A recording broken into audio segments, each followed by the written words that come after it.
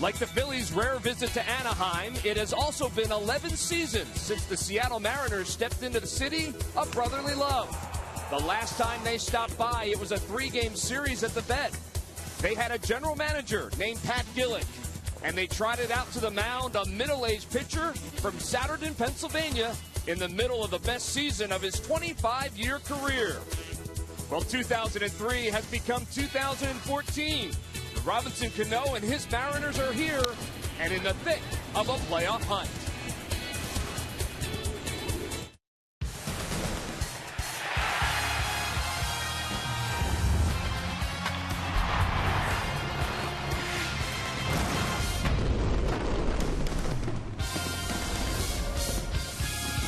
Well, baseball is back in South Philadelphia tonight as the Phillies look to right their ship against another red-hot team from the AL West. It's the Seattle Mariners in town, and they come winners in 12 of their last 16 games, making a run at the wild card and just 5.5 games back in the AL West. Hi, everybody, and welcome to Phillies Baseball alongside Jamie Moyer. I'm Greg Murphy in for Tom McCarthy tonight, and the Seattle Mariners are playing some of the best baseball right now in the American League, Jamie. They've been doing it all season long with their pitching staff, but they have a guy in the middle of their lineup that can certainly bring it offensively. Yeah, and that guy is Robinson Cano, and for a couple of years now, the Mariners have been looking for that solid guy to add into that 4-hole in their lineup, and this offseason they did that with Robinson Cano coming from the Yankees as a free agent. And he's really filled the void of what the Mariners have been needing, and he's really been a big part of this Mariners ball club to get them moving in the right direction. You know, King Felix has been great on the pitching side, but Robinson Cano has been a key figure in the middle of that lineup. And here you see his career averages where he's been just very consistent with what he's done over the course of his career. All-Star, Silver Slugger, 2-time Gold Glove winner. But having that presence in the middle of a lineup and then bringing in Kendrys Morales to protect him has really been a big thing for the Mariners this season. It has certainly been a big thing in the middle of their lineup. And another big thing, the top of the lineup for the Philadelphia Phillies, and that little guy that just keeps getting on base, Ben Revere, getting hit after hit after hit. Yeah, that little engine that could. Ben Revere is doing some phenomenal things. And we saw him, it's very inconsistent in the beginning of the season, but boy, has he heated up. Now tied for 6th in the National League with hits at 139, and doing it a simple way, just using the big part of the field, working counts, working pitchers deep into counts, and he's really doing the important things as what that leadoff guy's supposed to do is get on base. Get on base and use that speed. Ben Revere has been doing that. All right, well, the pitching matchup tonight looks like this. It'll be Jerome Williams going for the Phillies, his second start for the Phils, his first one here in Philadelphia, and Roenis Elias making his 24th start, the rookie, for Seattle. Now, the Phils are catching a bit of a break. They will not see this guy, King Felix, in this series, but he has been one of the best in baseball all year long. And how about this guy? Back in 2003 in a Seattle Mariners uniform, he was dealing as well. Lineups and first pitch after this. Phillies baseball.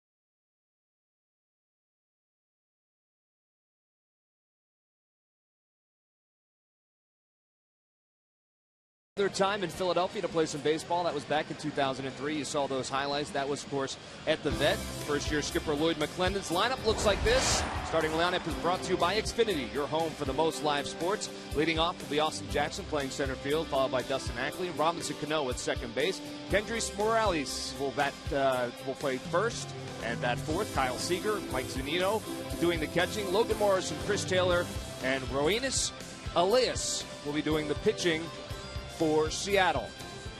And they will be facing Jerome Williams, making his first start here in Philadelphia for the Phils. One start already under his belt, and it was a pretty good one out there in Anaheim. And once again, Jerome Williams facing a team that he is very familiar with, Jamie, another American League West team where he spent a lot of time in his career. Yeah, he did spend a lot of time in the American League West, mainly with the Anaheim Angels. But tonight, the Phillies fans here in Philadelphia will be seeing a 4-pitch pitcher in Jerome Williams. An average velocity of 91 with his fastball, 80 with his curveball, 89 with his cutter, and 85 with his changeup. His first pitch here in Philadelphia is outside and low for a ball. Austin Jackson leading it off for the Mariners. Jackson with 268, 4 home runs, 38 RBIs on the season.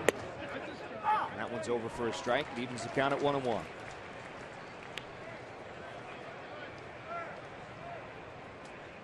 Jackson has been a good addition for the Seattle Mariners at the top of their lineup. He swings and hits that one hard, but Darren Ruff gets underneath it, makes it a little tougher than he needed to, and has a laugh about it, but that's the first out of the ballgame. So now time for our Nissan keys to the game. Jamie, what do you got? Well, my first key is for somebody on the Phillies offense to step up and get the big hit. They've been getting a lot of guys on base, but just can't get the big hit to open up an inning. And my second key is they can't afford to give away outs. You know, they've been a team that struggled this season by giving too many at-bats away on the defensive side and pitching side. They certainly did that on their latest road trip. That pitch to Dustin Ackley is outside for a ball. It's 1-0. Ackley's seen Williams a couple times, 5 for 26 in his career against Williams. That pitch is over for a strike. It's 1-1. Phil's coming off that road trip where they were 1-4 out west. Got in late last night. Quick turnaround for them. Seattle coming from Detroit, where they had a good weekend series, taking 2 out of 3 from the Tigers. Well, I've always been a believer that regardless of what time you get in, to get up for a Major League Baseball game, there shouldn't be a problem. That's a good point. Dustin Ackley hits that one back up the middle for a base hit, first base hit of the night.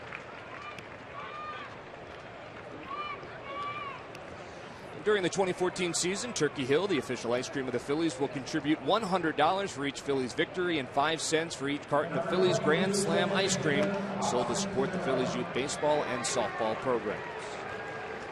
And here's that guy in the middle of the lineup that we were talking about, Jamie. Robinson Cano, batting .332, 11 home runs, 68 RBIs. Of course, coming over from the New York Yankees this offseason, and he got a big contract, got a lot of money, but so far has really kind of stepped up and lived up to that contract. Well, as I said in the open, the Mariners have been looking for a guy to fill this void in their lineup. And he lofts that one to center. It's been really important, and he has filled that void very well. Like I said, his home run numbers aren't quite as good, I'm sure, as he would like. Playing in a different size ballpark, I think, is playing a key in that factor. But the other part of it, the experience side of it, and what he brings, and he's a very confident hitter. He knows he's going to get his hits. He knows he's going to hit his home runs. He knows he's going to drive in runs. And he just makes this ball club better offensively. Well, with 2 outs, that'll bring up Kendrys Morales. Morales back in a Mariners uniform as well, was with the Mariners last season and then opted for free agency, was eventually signed by the Minnesota Twins and then traded back last month right before the trade deadline. First pitch is outside for a ball. It's 1-0. Again, you bring, the Mariners picked up Kendrys Morales from the Twins this year. And again, you're bringing a guy to your club that can protect your 3-hole hitter, Robinson Cano, plus a guy that's got experience, a guy that can drive the ball to the ballpark. I don't think he's got quite the power he used to have, but He's a known commodity, and he will help this ball club. Especially, they have a lot of youth on this ball club, a lot of high first round or high picks, and they're trying to build from within and go out and pick sparingly the players they think can fit into this lineup and produce. 2-0 pitch. Morales has swung on and missed. It's 2-1.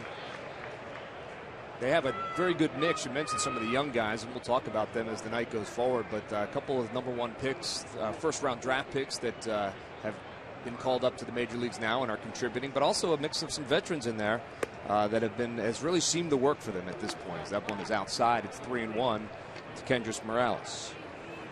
Ackley's on first. It's 2 outs. Well, it's not an easy task putting a team together and getting the right guys that fit in, not only on the field but also in the clubhouse. Ground ball to Utley, who worked into the shift. Blanco over there, and he picks it up, throws over to Ryan Howard for the 3rd out of the inning. So no runs in that inning, 1 hit and no errors, and the Mariners lead 1. No score as we head to the bottom of the 1st.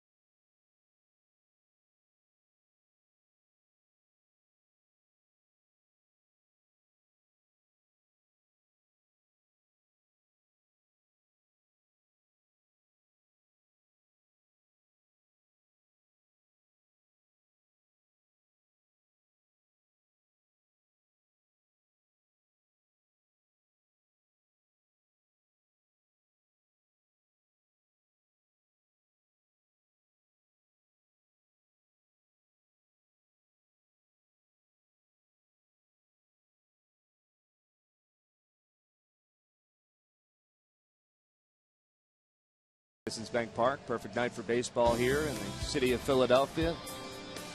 Phillies facing the Seattle Mariners, and here is Ryan Sandberg's lineup. Tonight's starting lineup is brought to you by Xfinity, your home for the most live sports. Ben Revere leading off, followed by Carlos Ruiz in the 2-hole. Chase Utley, Ryan Howard, Marlon Byrd.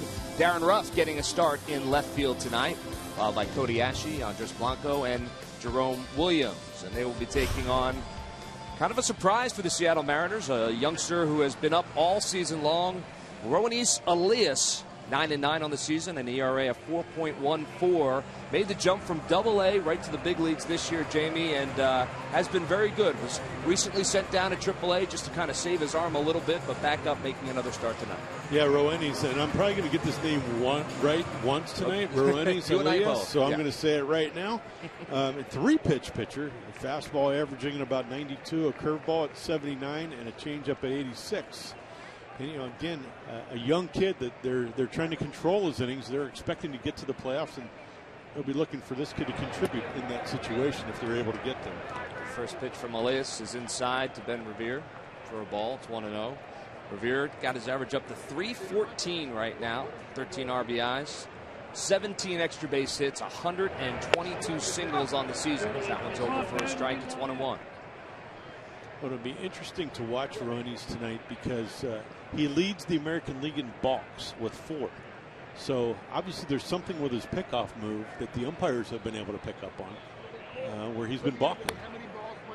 1-1 pitch is inside to Ben Revere. It's 2-1. You can bet if Ben Revere gets on, he'll be looking for a chance to run. 35 stolen bases for Revere on the season. 2-1 pitch, swung on and lofted to left field.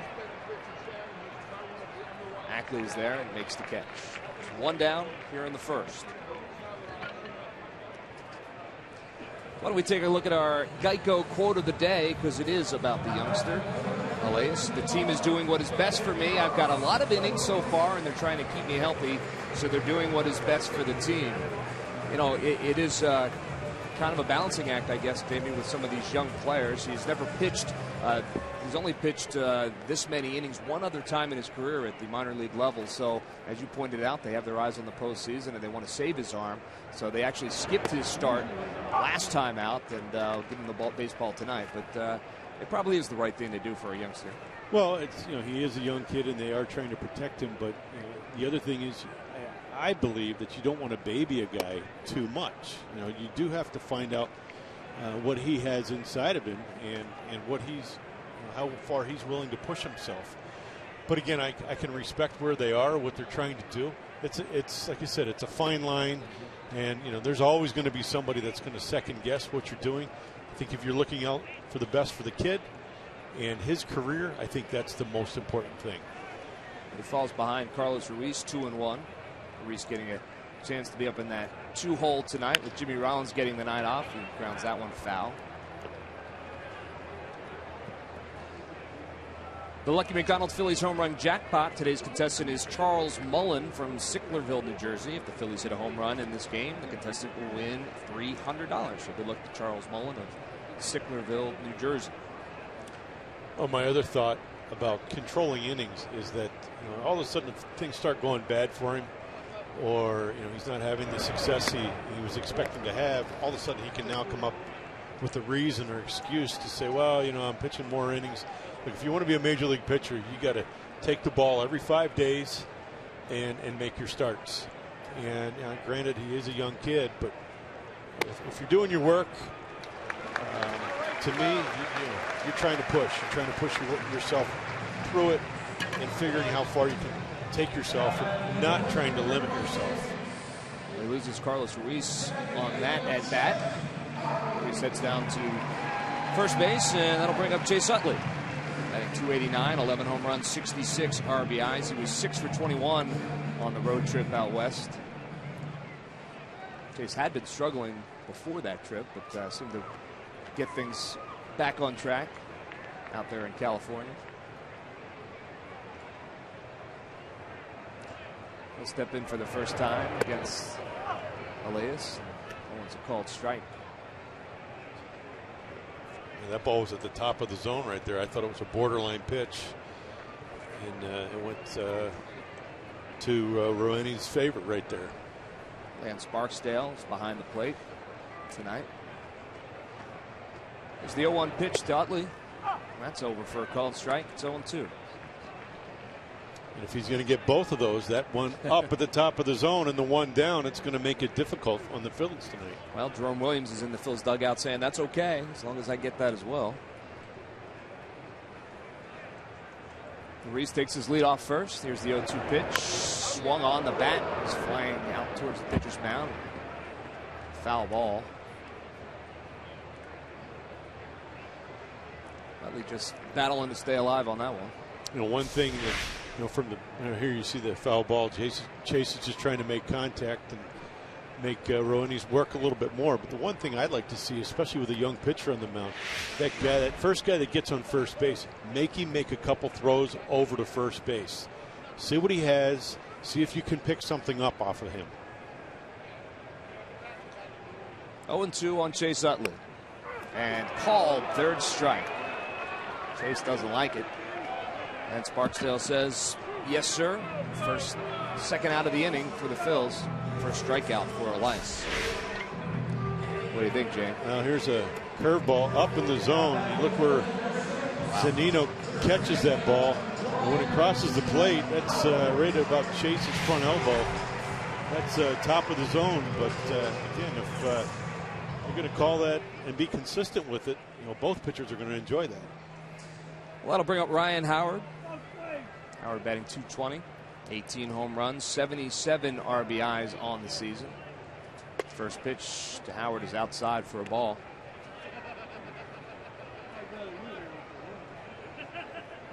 You see his career numbers in interleague play: .258, 33 home runs, and 98 RBIs for Ryan Howard. Pitch is up. Ball 2.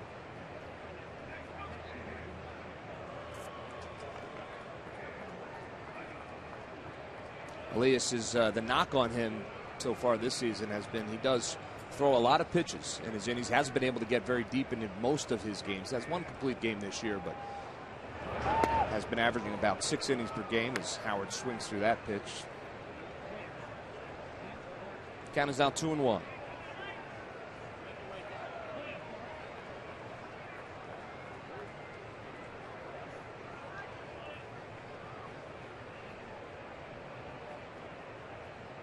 Ruiz with a small lead off of first.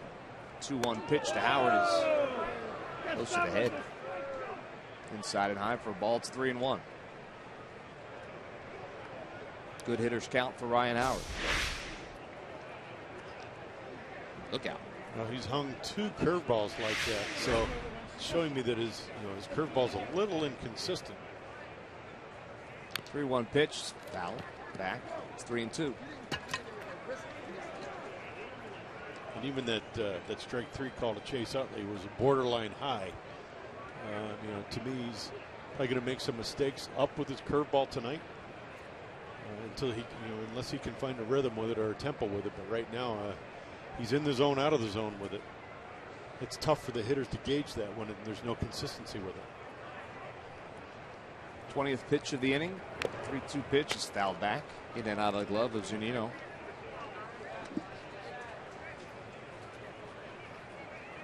Carlos will head back to first. Marlon Byrd waits on deck. 2 outs. Full count to Ryan Howard here in the bottom of the first.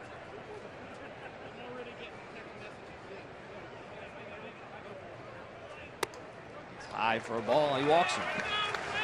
Ryan Howard will take his base. Good at bat for Ryan Howard. 7 pitches in that at bat. So 2 on now for Marlon Byrd.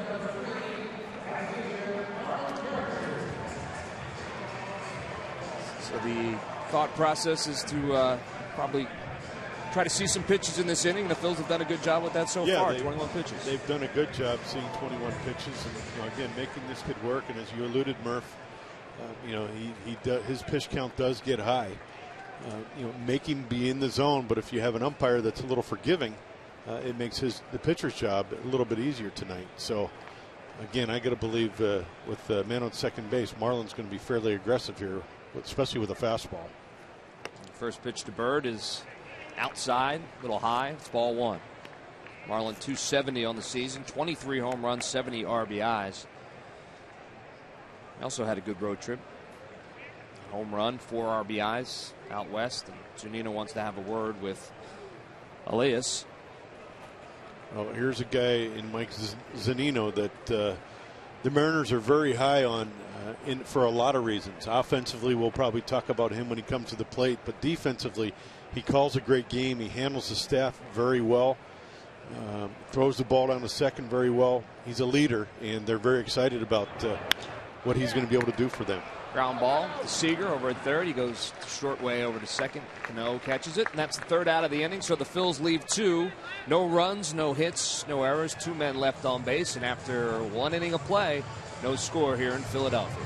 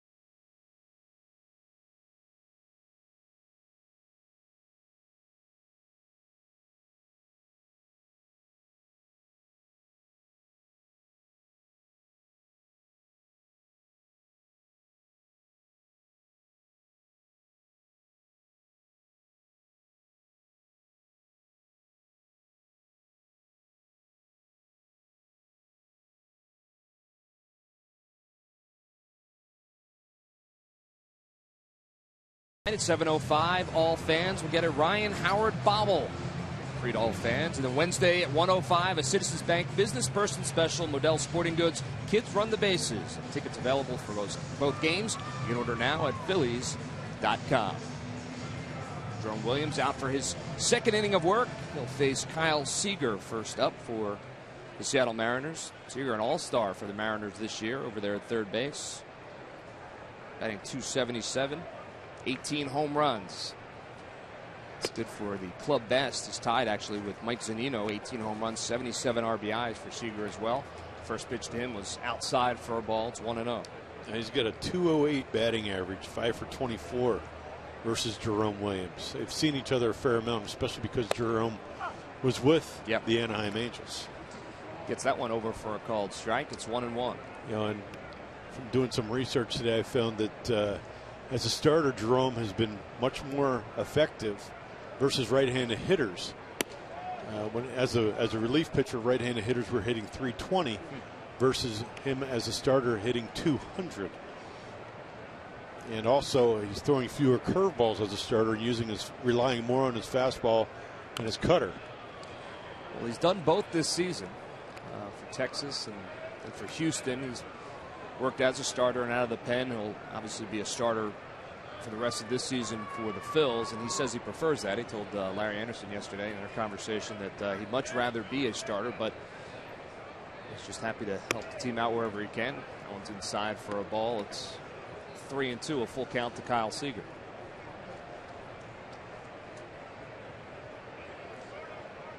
He works fast. Well, timeout.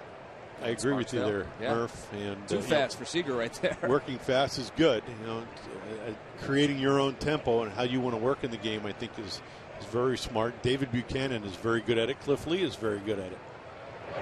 Here's the 3-2 pitch. It's fouled back right over the on-deck circle by the Phil's dugout. Now that cutter there versus the cutter that Dustin Ackley hit in the first inning, it's a big difference. The one that Ackley hit in the first inning was on the inner third of the plate and hit a line drive back through the middle. That cutter there was running in off the plate, and the only thing Sayer could do was pull it foul. Now he just misses off the plate with a sinker for ball 4. So again, we've seen leadoff walks really come back to haunt the Phillies this year. Yep, leadoff walk here in this inning to Seager. That'll bring up Mike Zunino, the catcher. I think just 208 on the season, but 18 home runs, 45 RBIs. Been in a little bit of a slump for his last 12.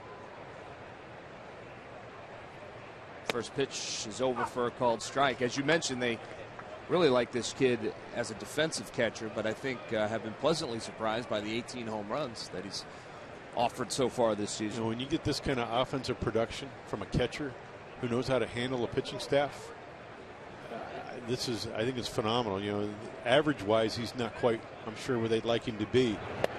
But the power, especially in their ballpark at Safeco Field in Seattle, 18 home runs is something that they'd love to see. Tough place to hit. Well, Williams is ahead of Zunino, 0-2. Seager, throw over, gets back.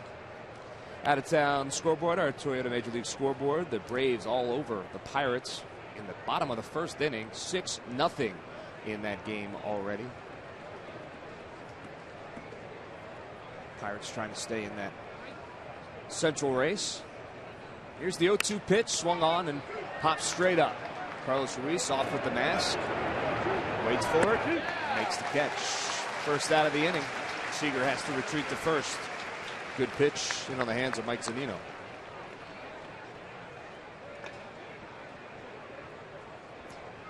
That'll bring up Logan Morrison, playing right field tonight. Plays a lot of first base for the Mariners as well, but they wanted to get Morales in the game, their normal designated hitter, so he plays first tonight. And Logan Morrison makes the move out to right field.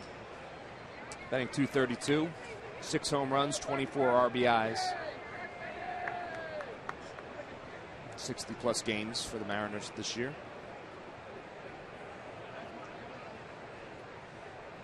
One out, top of the second. One on. Williams' pitch is swung on and pops straight up in the air. Andres Blanco Shallow left field, calls for it, makes the catch, 2 outs. Back-to-back pop-ups. Oh, that's always a good snack. The goldfish. Watching his first baseball game, perhaps. Watching our cameras as well. So 2 outs. That'll bring up Chris Taylor, the shortstop. A 5th-round pick in 2012. You see what he's done in his last 18 games. It's been very good. Mid-season call-up for them. First pitch. Bounding ball to Cody Ashley at third. Goes across the diamond to Howard for the out.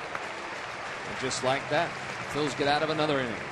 1 man left on base, and after 1.5, still no score.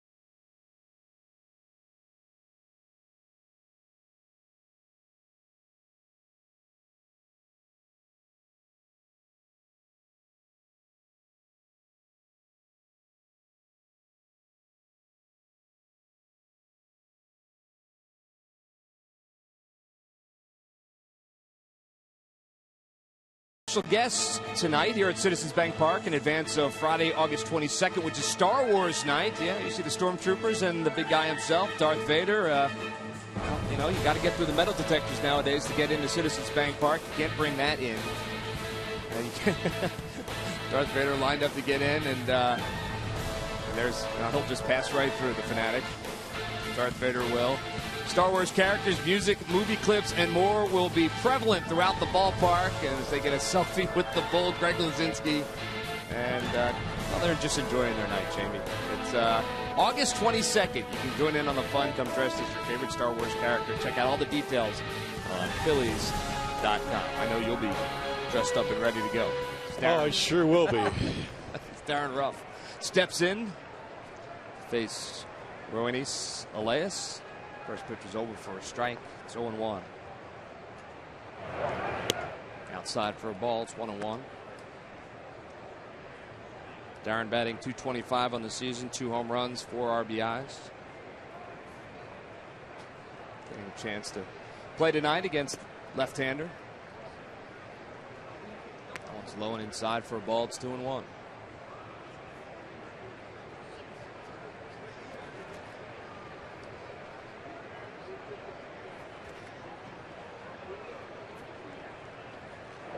Two-one pitch inside for a ball. It's 3-1.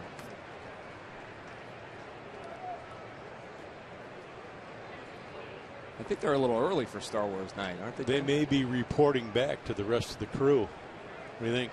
Perhaps. What to expect? Back to the ship. Ruff drives that one into right field for a base hit. First hit of the night for the Phils. We'll get their reports back to the Death Star. Let the folks up there know what's going on down here at Citizens Bank Park. So Ruff is aboard with the first base hit of the night. Cody Ashley steps in.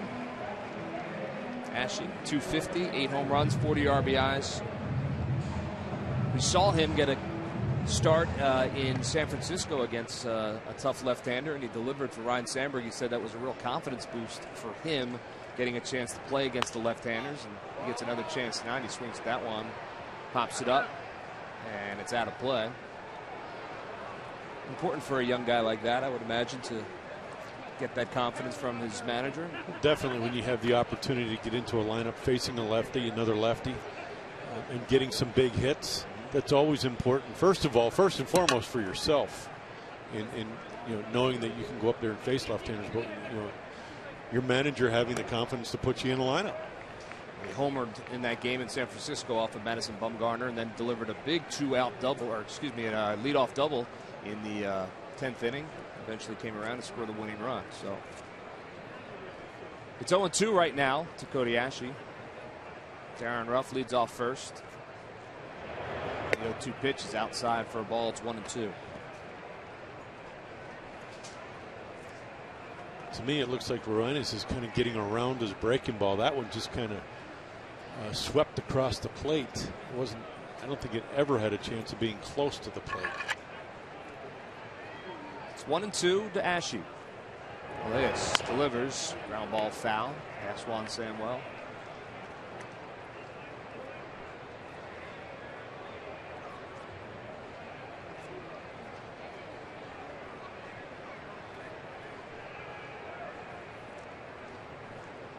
Absolutely no breeze here tonight at Citizens Bank Park. What I like to say is the wind's blowing straight down. Straight down indeed.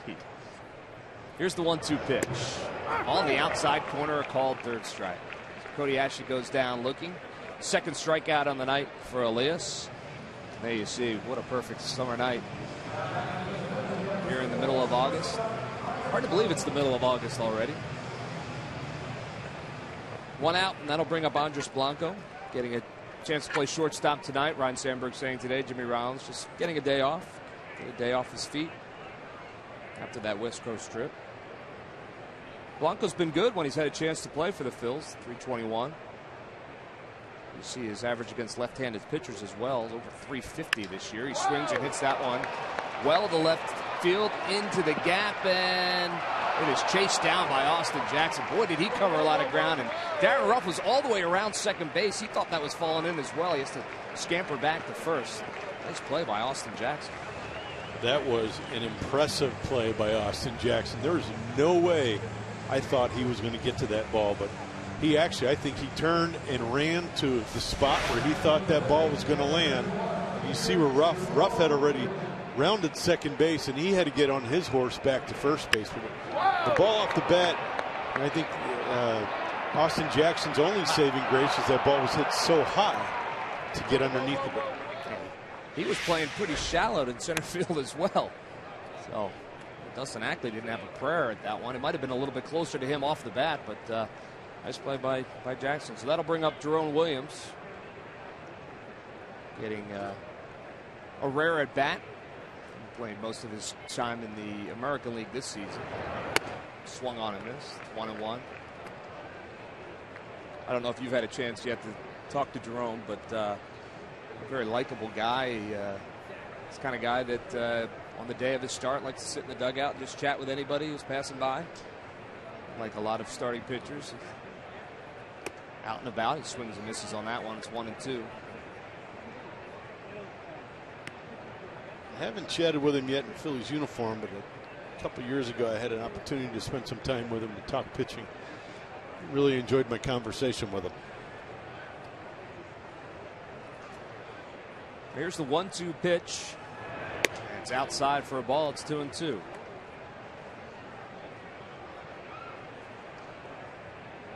He had been designated for assignment by the Texas Rangers and stayed down in Dallas to celebrate his son's birthday party at a water park, and was on the lazy river when Ruben Amaro called and said the Phillies had picked him up. He was happy to get out of the lazy river, but grounds out to second base on that one, the third out of the inning. So the Phils get their first hit, but they leave one on base after a great play by Austin Jackson in center field. Still no score as we head to the third.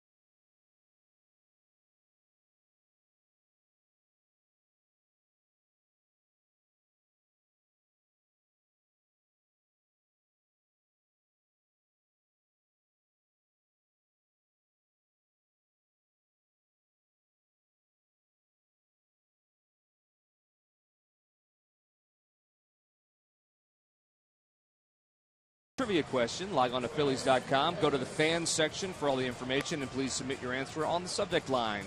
Jamie, the question tonight is, who was the first manager in Mariners franchise history back in 1977? That answer will be revealed later on in the game. I have a feeling you probably know that as you shake your head no. We're going to need some clues. We'll was he an ex-player? We'll wait on the clues right now. I always feel like Tom gives way too many clues. Oh, okay. Let's give the fans a chance, right? The red goes green team out in front of Harry the K's. So members of our ball girl staff saying hello, signing some autographs. Jerome Williams back out there on the mound. He's allowed one hit so far. We'll be facing Arenas Solis. That's the kind of bat the young man has from Cuba. First pitch is outside for a ball. It's 1-0.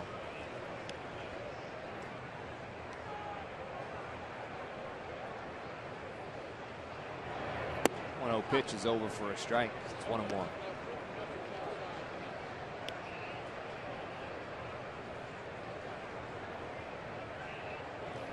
Williams working quickly. Inside for a ball, 2-1 to Elias. Well, Jerome's first 6 outs, he has 3 outs on the first pitch, which is very beneficial for a pitcher to keeping your pitch count down. That one swung on and hit down the left field line, but it slices foul. And I do believe the Mariners pitching staff is still searching for their first base hit of the season. You are right. In interleague play. I tell you, it's very different when you're in the American League and you don't hit, and you get maybe a week's worth of practice before interleague play starts. It's really odd to come to the plate and have to lay down a bunt or try to swing the bat. He swings the bat there, and hot shot to Cody Asher. He throws across the diamond for the first out of the inning. Not a bad at bat by Elias. One down. That'll bring back the top of the order, Austin Jackson. Take a look at what the Seattle Mariners have been doing since 2002. You look back at 2002. You were on that team, Jamie. You won 93 games and finished in 4th place. Yes. That's unbelievable. Tough division. Yeah, very tough division. A's and Angels were atop that division that particular year. They had a good year in 03, but have really kind of struggled. But this season, the excitement around the Mariners team is, you can really feel it. Their fans are excited. Of course, they're coming off the heels of a Super Bowl win as well, so things are good in Seattle right now from a sports standpoint. Second pitch to Austin Jackson is high for a ball. It's 1-1. Jackson lined out to Ruff in his first at bat. He swings and hits that one high. Not deep. Ruff going over towards the line and left, and he makes the catch. So 2 down here in the top of the 3rd.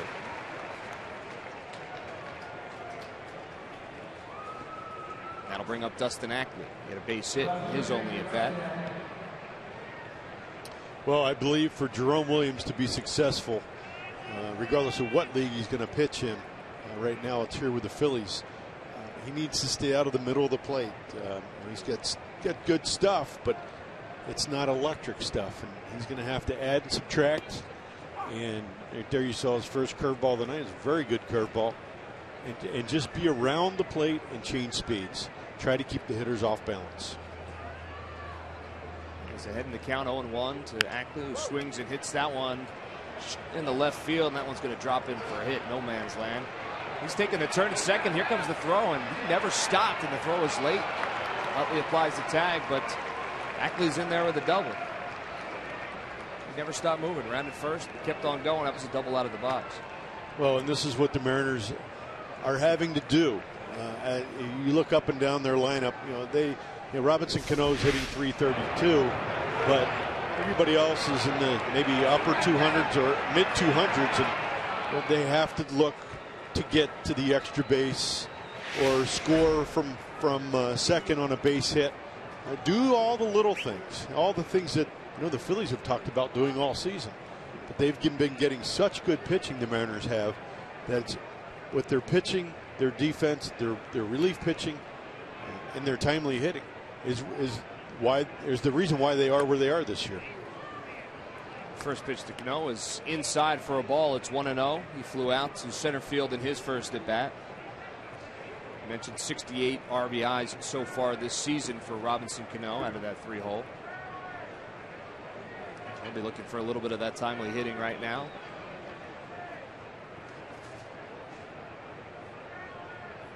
Pitch, ground ball to first base. Williams over to cover. The flip from Ryan Howard, and Williams able to get out of that inning despite that 2-out double by Dustin Acklin.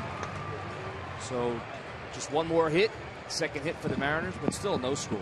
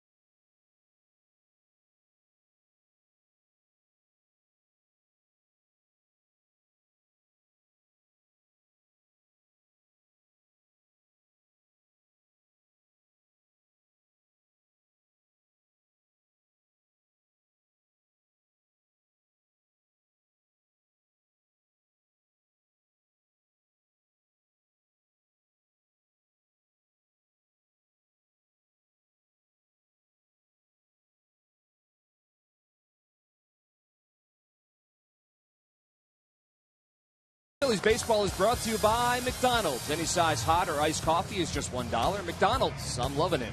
By the Pennsylvania Lottery, benefits older Pennsylvanians every day.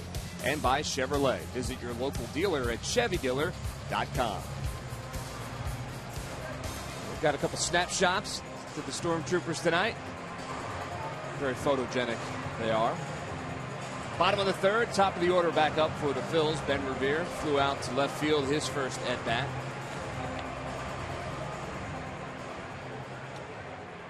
Well, Murph, we've talked about this Mariners pitching staff. The Mariners pitching staff leads the majors with a 2.94 ERA, which is pretty phenomenal.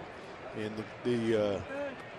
the club is on pace to shatter the club record of 3.54 that was set in 2001, which is pretty phenomenal. And the last American League team to finish a full season with a sub-3 ERA was the 1974 World Series champion Oakland A's. How about that? It's been a long time since a pitching staff could claim an ERA under 3, and they certainly have been impressive. We talked a little bit about it in the open that they're a good team and they're in this American League playoff race for one major reason, and that is their pitching staff. Both their starting staff and their bullpen has been really, really good this year. But they're also second in run differential, so the offense is coming through in times when they need it. Again, in such a tough division. That ball is grounded to first. Morales has it. He'll step on the bag. Revere is out for the first out here in the bottom of the third. What Philly sports topics are you fired up about? Tweet at PST on CSN, and Michael Barkan can discuss your tweet on Philly Sports Talk, presented by Comcast Business. It's weeknights at 5 o'clock on Comcast Sportsnet. The one down, Carlos Ruiz will step in. Ruiz has a .434 on-base percentage when hitting second this season so far, Jamie. And Ryan Sandberg talked about that before the game started today, saying he really is trying to jumpstart him a little bit, and putting him in the 2-hole tonight, he hopes will do that, because he feels like he has a better approach when he's batting out of that 2-hole. Well, we saw this work for Ryan Sandberg and Carlos Ruiz early in the season. Actually, when Carlos was being put into this situation early in the season, it was he really added a spark to the top of the lineup. Well, Ruiz was 3-14 on the most recent road trip. He's been pretty good since coming off the DL. 273. So he takes that one outside for a ball. It's 2-1. Chase Utley waits on deck. One out here in the bottom of the third. How about these numbers, Murph? The Mariners pitching staff has allowed 2 or fewer runs in a major league leading 56 games this season. The next closest American League team is the Kansas City Royals with 50. And the Mariners are 43-13 when allowing 2 or fewer runs in a game, with the 13 defeats, the most in the majors. I got to feel as that ball is in the dirt. It's 3-2 to Carlos Ruiz. I got to believe that if your pitching staff is giving up 2 or fewer runs, you feel pretty good that that you're going to win that game. You're just taking a look at Felix Hernandez. Oh, yeah. Maybe just had a nap. You know, he pitched over the weekend. Actually, he had his streak snapped of 16 straight games where he pitched into the 7th inning. Line foul. Still full count to Carlos Ruiz. He had to leave that game in I believe it was the 5th inning. But he has been something special this year. Your leading candidate for American League Cy Young at this point, I would think. Count is 3-2 to Carlos Ruiz. One out here, bottom of the third. Ruiz asks for time. Carlos has put 2 pretty good at bats together against Roenis here. He's first at bat was a 6-pitch at bat, and right here is the 7th pitch of this at bat. And swung on and fouled just past the third base bag. Nice play by Kelly, the ball girl down there, left field side. So they'll do it again. Elias looks in and gets his sign. Here's the 3-2 pitch. Swung on and fouled straight back.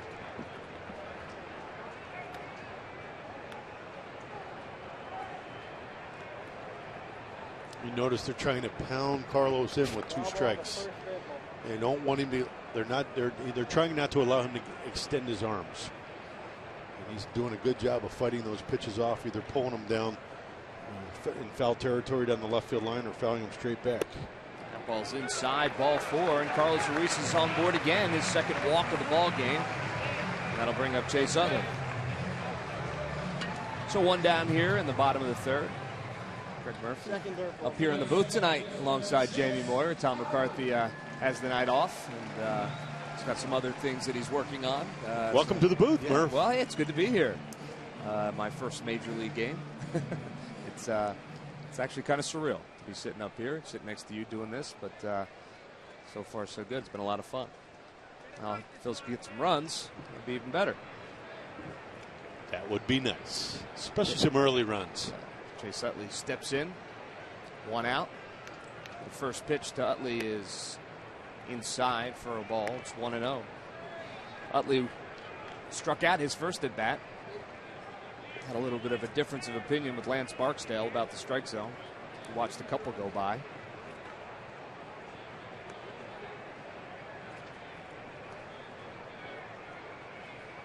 Chooch takes his lead off first, and it's swung on and hit line drive, but straight at Austin Jackson in center field, and he'll make the catch.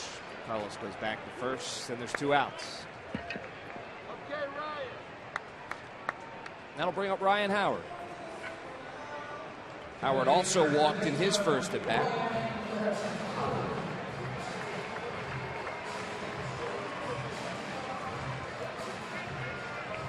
Howard was 4-17 on the West Coast trip. Anaheim, Phil's lost both games in Anaheim, won 1 game in San Francisco, 1-4 on that trip. Howard was 235.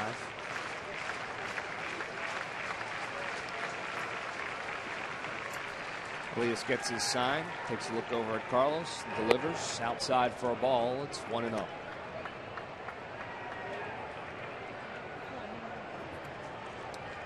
I mentioned that Elias is from Cuba, Guantanamo, Cuba. He was signed as a major league free agent in 2011, then after defecting. Had a tryout in Mexico after he landed in Mexico after defecting from Cuba, where there's 12 or 13 major league teams watching a group of Cuban players, and he caught the eye of the Seattle Mariners, and only about a week later was signed to a minor league contract. Spent some time down at Double-A last year, most of the season at Double-A, and then got the call up this year. So it's been a rapid rise for Elias as he gets Howard swinging on a 2-0 pitch. It's 2-1. You know, unlike most of the Cuban players, Jamie, never had any kind of international playing experience, didn't play on the Cuban national team, kind of was flying under the radar in a lot of ways.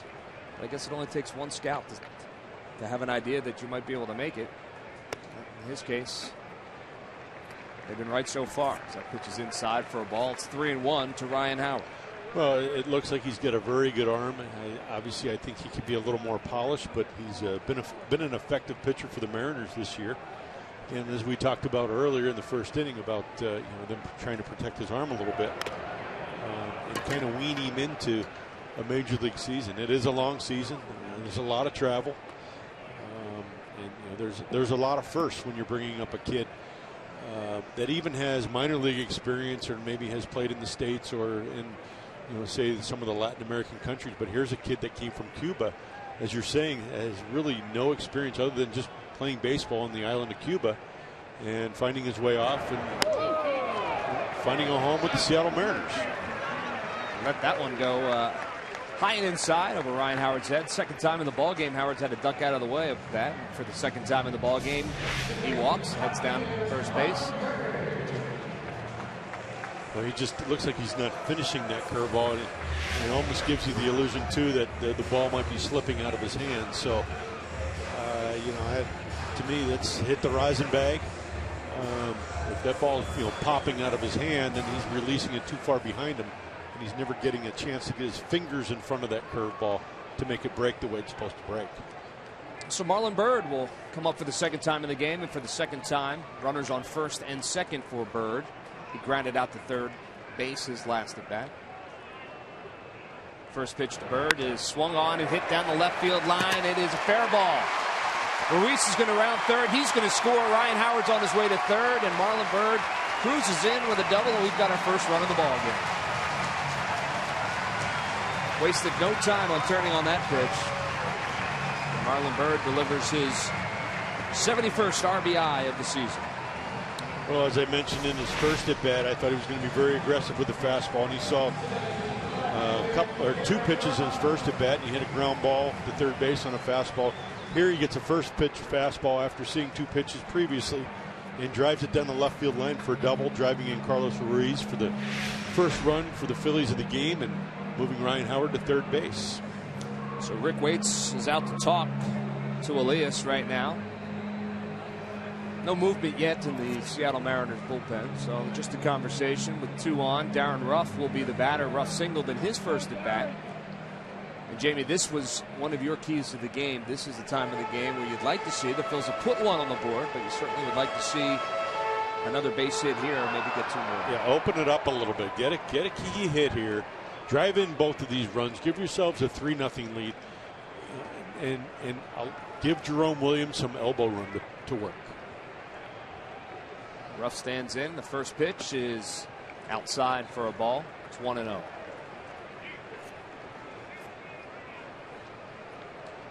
See Ruff singled in his first at bat back in the second inning.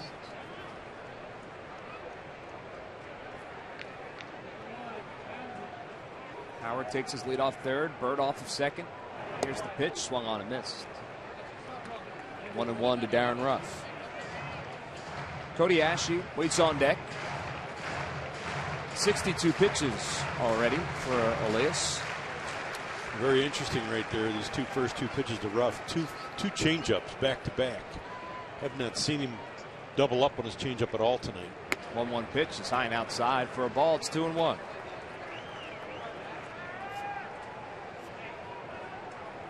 Perhaps being a little bit careful to Darren Ruff with the left-hander Cody Ashe waiting on deck.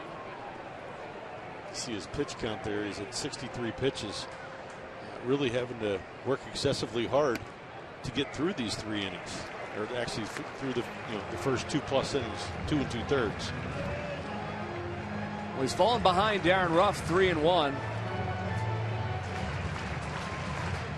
I got to believe he's not going to give him much to hit at this point. Certainly a hitter's count for Darren Ruff.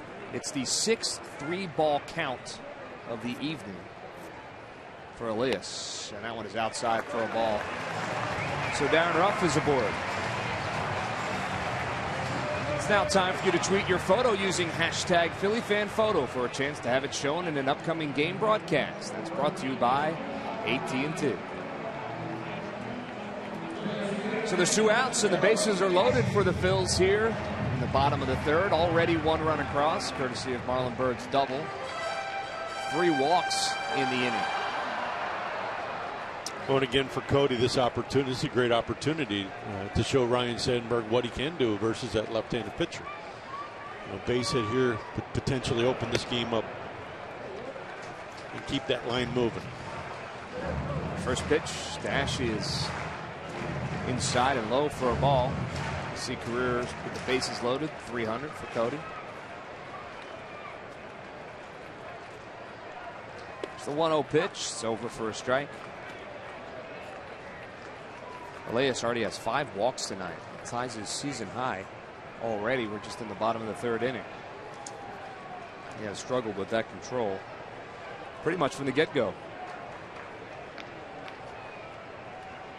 But he could see his way out of this. Cody Asche on the swing.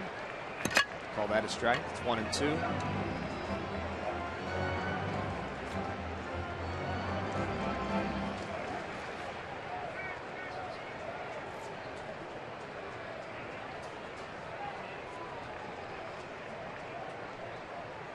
From the stretch, here's the 1-2 pitch. It's outside for a ball. It's 2-2.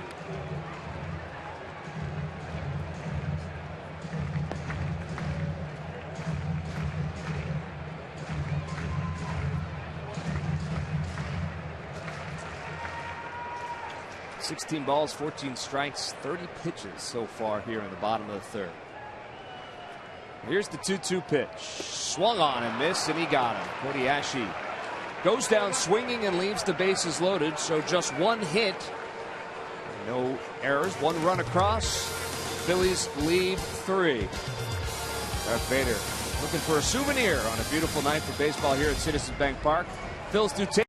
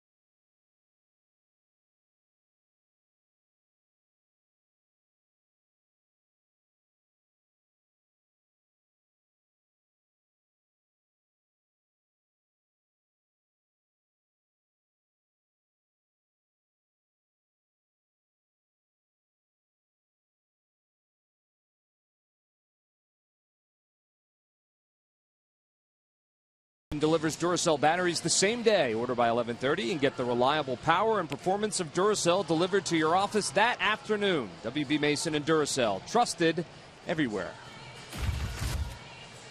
There you see it, top of the 4th. Phils with a 1-0 lead. Both teams with 2 hits. The big one coming off the bat of Marlon Byrd. Played at the first run for the Phils. Jerome Williams back on the hill with a 1-0 lead. He will face Kendrys Morales, who grounded out to shortstop in his first at bat. Morales is an interesting story. Part of the Mariners last season. In fact, was their best offensive player in 2013. And opted for free agency, and then had to sit out half the season before the Twins picked him up. After the Twins picked him up, they decided to trade him back to Seattle. Right back right before the trade deadline. It's been pretty good for them since then. He takes that over the outside corner for a strike. Says he's thrilled to be back in Seattle. Getting a chance to play first base tonight. That pitch is inside for a ball. It's 2-1 to Kendrys Morales.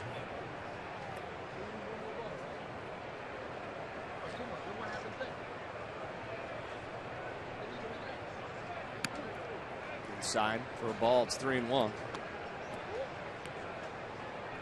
Jerome Williams gets a run there in the bottom of the third from his offense. Trying to do this kind of shutdown inning here in the top of the fourth.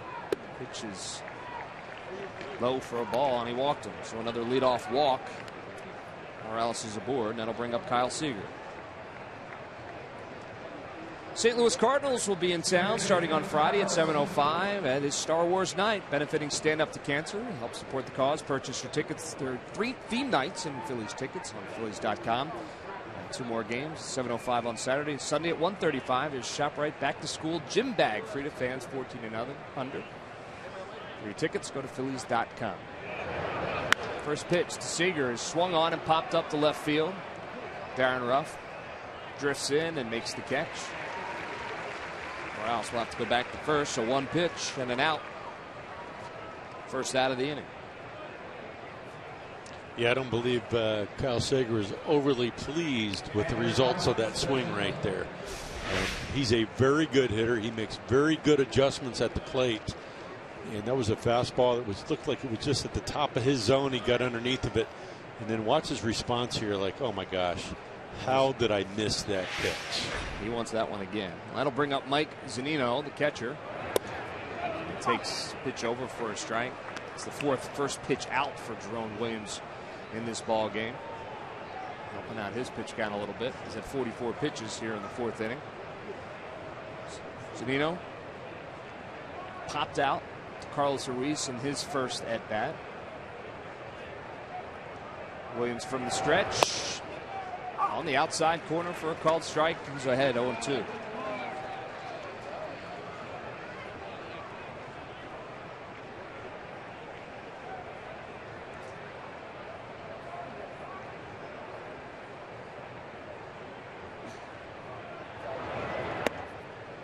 The 0-2 pitch is low for a ball. It's 1-2.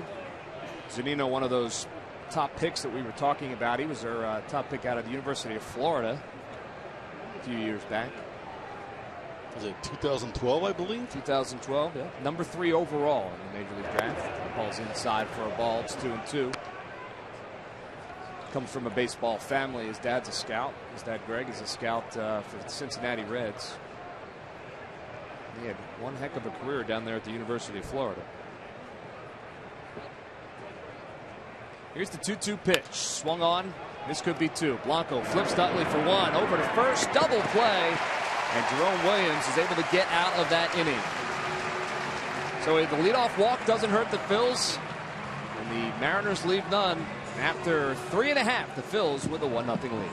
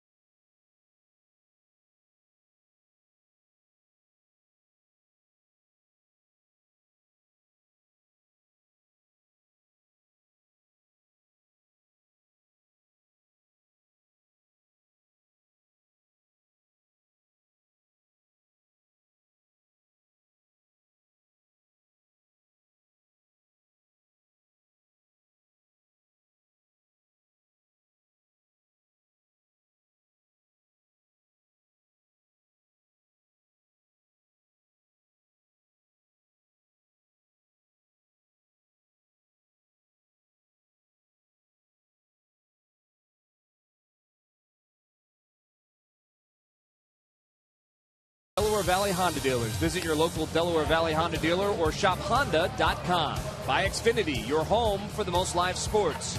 And by the Quality Plus Ford stores. Go further. Phil's still with a 1-0 lead here in the bottom of the fourth. 2 hits apiece, and Jerome Williams, nice pitch there to Zunino, and gets out of the inning. James. Yeah, and I mean, I saw this play right off the bat. Andres Blanco was waiting for that ball. His eyes got real big, soft hands, catches the ball softly, makes a great flip to chase, and they turn an easy double play. I mean, that's what you want your defense doing right there. And Blanco will lead off here in the bottom of the fourth. Takes that first pitch over for a strike. I mentioned, Jimmy Rollins just getting the night off, as the veterans will get from time to time. But Andres Blanco has been a real pleasant surprise when he's getting a chance to play, both offensively and defensively. He's solid out there at shortstop. He's done a fantastic job wherever the Phillies have put him this year. They've pinch hit with him, they've pinch run with him, but when they put him out on defense, he knows how to play the game, and that's got to be very calming as a manager to know that, you know, one of my utility guys can go out there and I can put him anywhere I want. Hits that one down the third base line to Seager. Goes across to Morales for the first out. He's also a high energy guy, which I know Ryan Sandberg has talked about and really enjoys. But, you know, I get a chance to sit down in the dugout on most games, and he is one guy that is constantly chattering and constantly, cheering. He's on the top step and pulling for his teammates all the time. And hey, you need guys like that, even at this level. You need those guys. I agree 100% with you. We'll have to bring up Jerome Williams. Williams grounded out his first at bat, and he takes the first pitch over for a strike.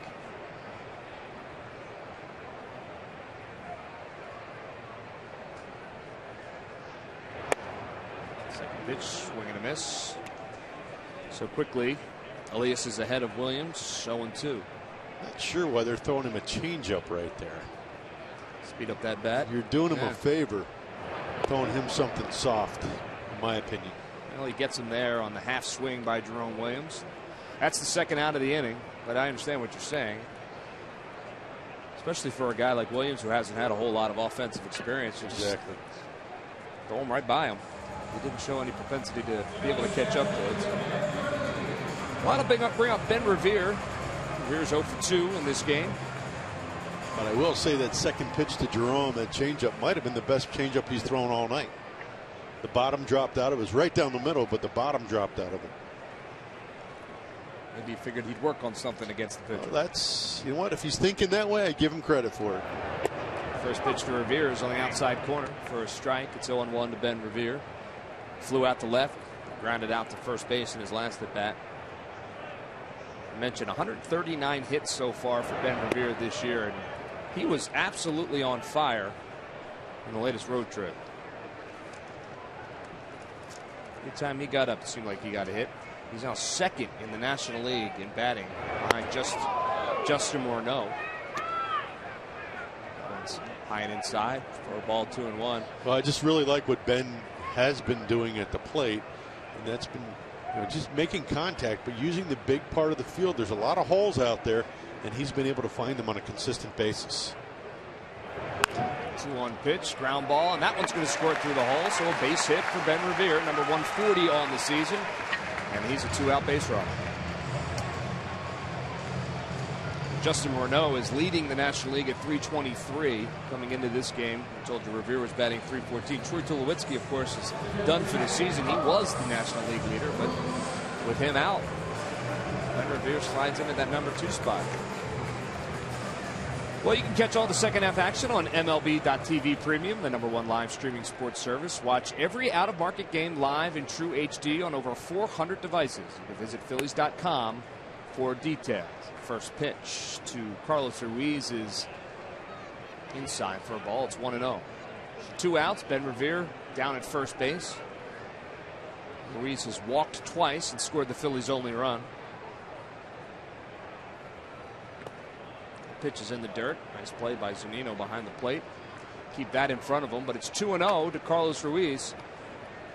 I mentioned that Ryan Sandberg said he wanted to try and get Ruiz thinking a little bit differently up at the plate. Well, two walks so far for his number 2 hitter tonight. Well, he's seen a lot of pitches. He's seen In 2 at-bats, he's seen 15 pitches. He swings at that one and fouls it back as Ben Revere was on the move. And then 3 pitches in this at-bat. He's seen 18 pitches tonight. And there they tried to put Ben in motion and try to hit and run. Fortunately, that ball was elevated just a little bit above where Carlos would like to see the ball. So the count is 2-1 to Carlos Ruiz. Revere had to head back to first base. Still have not made Roenis throw a ball to first base yet. Doesn't that time either, and that's outside for a ball. So it is 3-1 to Carlos Ruiz. He has really struggled to throw strikes to Chooch.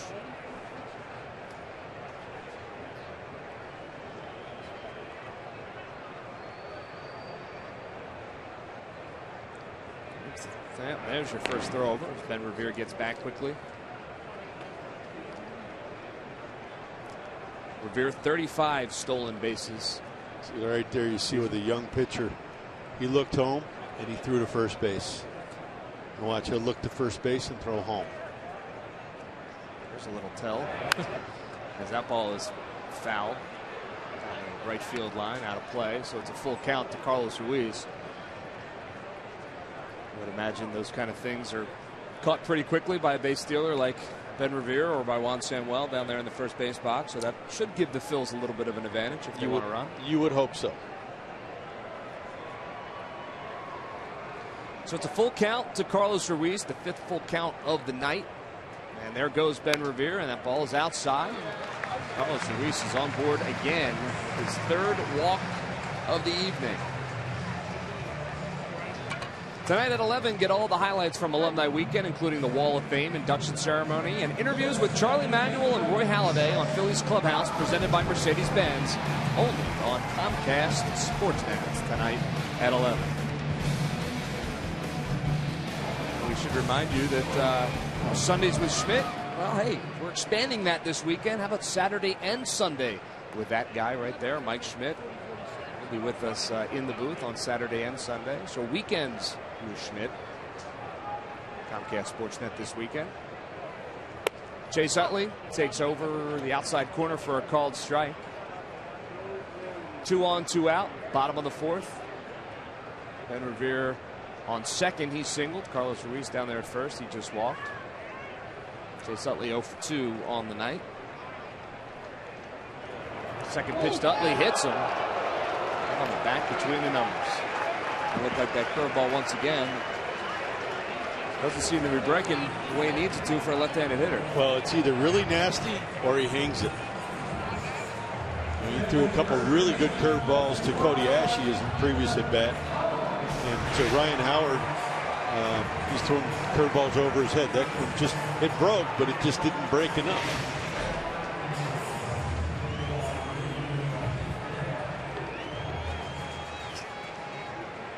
Five walks already for Elias, and he's going to get a visit from his manager. 88 pitches. I'm sure that's not where he would like to be at this point. Just he's a little bit off, I would think, tonight. But if you look at his numbers, he's got 120 coming into today's game. He had 122 strikeouts, 48 walks, and 48 walks is a little bit high. But again, he's a young pitcher, trying to find the consistencies of, especially with his curveball and his changeup. So a couple of words as Dominic Leone is warming up in the Mariners bullpen. You got to think he needs to get Ryan Howard out. He may be his last batter regardless, but Ryan Howard will step in with the bases loaded for the Phils here in the bottom of the 4th with 2 outs. How about this Mariners bullpen? 8-man bullpen, leading the league in ERA at 2.39. So I'm sure Lloyd McClendon is not going to be afraid to get to his bullpen, because I'm sure he has the utmost confidence. Sure. I'm sure he'd rather not go to him in the 4th inning. To be in the first game of a 3-game series against a team, probably not. But the first pitch to Howard was outside for a ball, so it's 1-0. And that one is swung on, but hit right at Morales. He'll take it to the bag himself. So the Phillies lead them loaded. A couple of walks and a base hit. Couldn't push anything across. Elias gets out of the inning. Still 1-0 Phillies.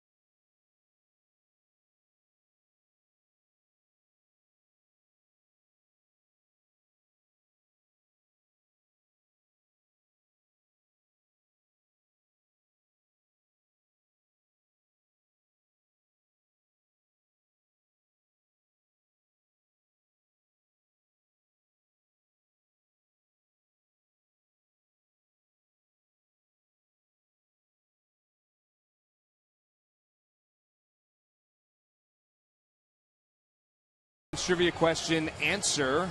The question was, who was the first manager in Mariners franchise history back in 1977? You've written down two answers, and I told you in the break that one of them is correct. So what do you got? Well, I wrote down two answers. I wasn't sure. Still, I'm not 100% sure. The answers I wrote down were Maury Wills and Darryl Johnson. I'm going to go with Darryl Johnson. Cue the bell. Darryl Johnson is correct. First manager in Seattle history when they came into the league back in 1977. Log on to Phillies.com to find out if you're the winner of the Phillies prize pack. Thanks for playing Jeep Stump the Fans. Very good, Jamie. See, I didn't even have to give you a hint, and you got it right. Yeah. Took some thinking. Well, that's the point. Jerome Williams is back on the mound and evens up the count. 1-1 to Logan Morrison. Morrison popped out to Andres Blanco down there at shortstop in his first at bat. Ruiz sets up outside, which comes inside and low for a ball. It's 2-1.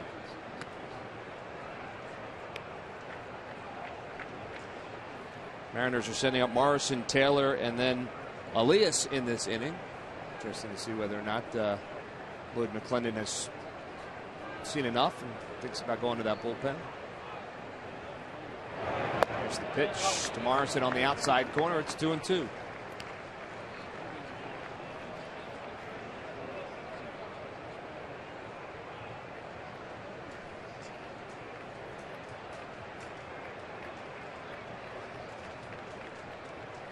Williams is ready to deal as soon as Morrison steps back into the box. And here's the 2-2 pitch inside.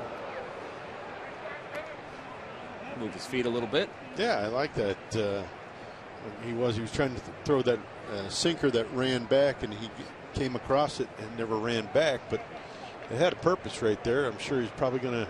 Oh, I'm thinking he's either coming back with the same pitch, or he's going to go something running away, down and away. Well, here's the 3-2 pitch to Morrison, and swung on and fouled past the first base bag. Souvenir for that young man.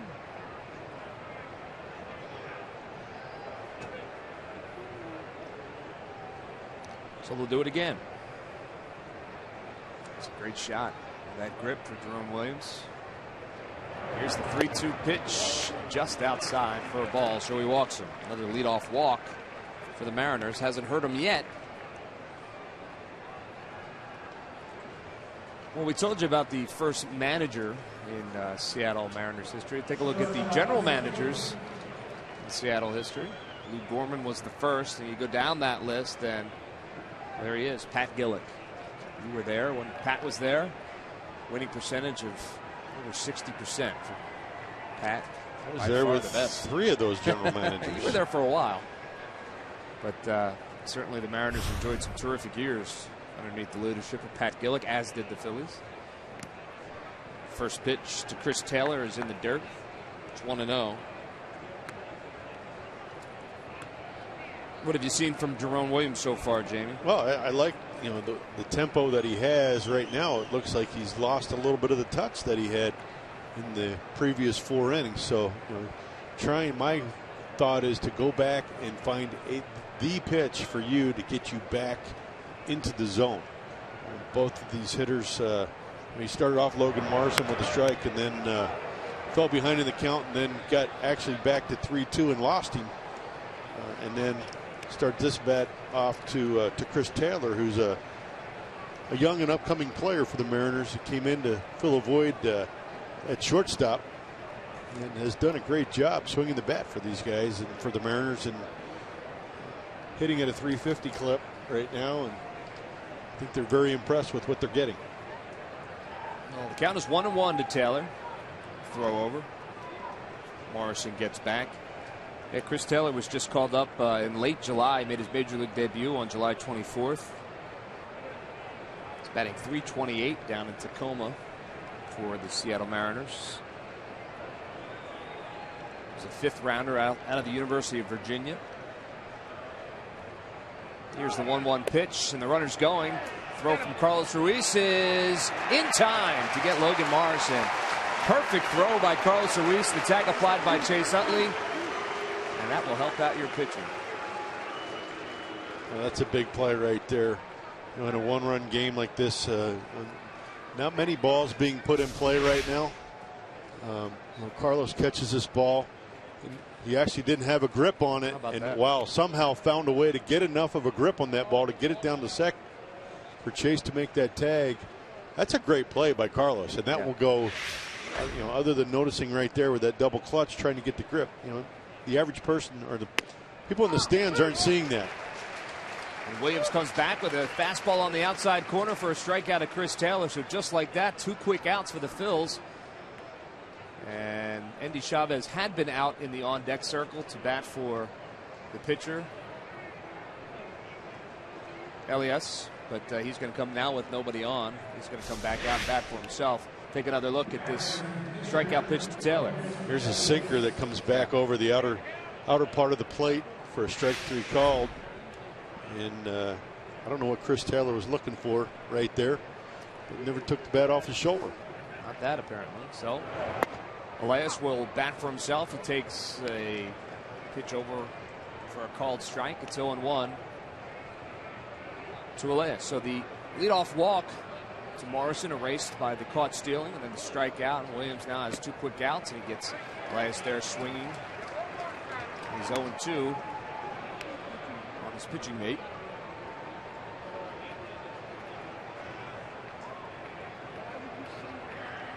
Elias grounded out. His only other at bat. There's the 0-2 pitch, swung on and missed. Aaron Williams battling in that inning, getting past that first leadoff walk and allowing nothing else. And we'll head to bottom of the 5th, 1-0 Phils.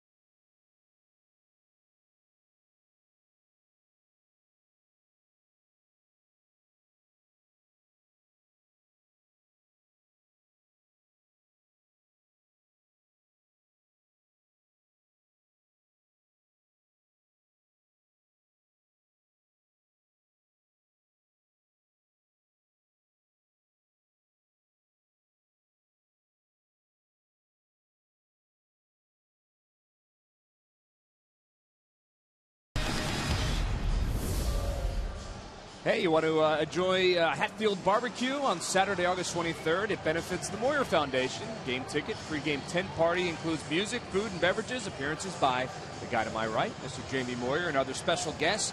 Gift bag and raffles as well. Guests are asked to donate a new or unused teddy bear. So for more information and to order, see Phillies.com/Hatfield Barbecue. There you see. The night is over for Roenis Elias. He has been lifted. 4 innings pitched, 3 hits, 1 run allowed. That was earned. 6 walks and 4 strikeouts for the day for Elias. And the new pitcher for Seattle is Dominic Leone. 5-2, 2.20 ERA for Leone so far this season. He's appeared in 43 games for the Mariners. Another young kid, a rookie, Yep. coming on to pitch for the Mariners, averaging 9.55 strikeouts per 9 innings. He's got 49 innings pitched. Let me see, among 4th in appearances among AL rookies with 43.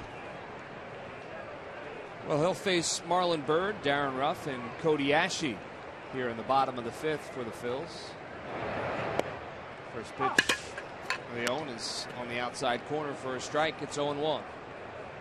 So Lloyd McClendon will have to kind of piece together using that bullpen. You mentioned they have 1 extra guy down in the bullpen. They have 8 relief pitchers down there in that bullpen rather than the normal 7. So it's got some arms to work with.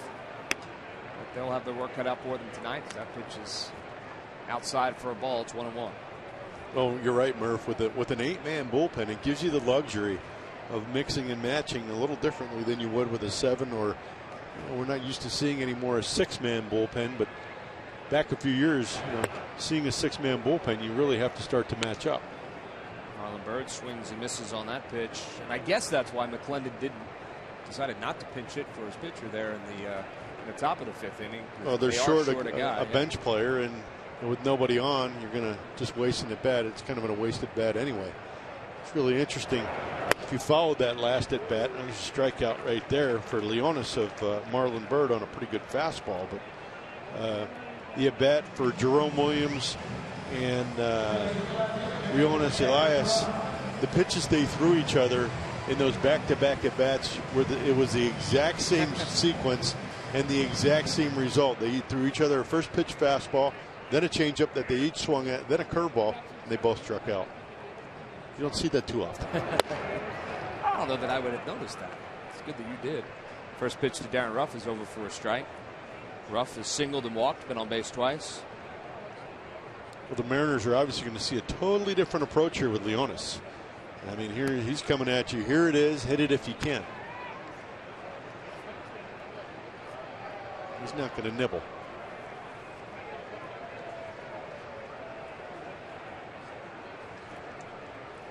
Well, he's ahead of Darren Ruff, 0-2. Gets his sign, working from the stretch, and pitch is swung on and hit in the right center field. That's going to split the gap. It's going to go all the way back to the wall. Darren Ruff rounds first, and he'll easily get into second with a stand-up double, his second hit of the night. So Darren Ruff gets the 5th inning, first hit in the 5th inning. Stand-up double, second hit of the night for him.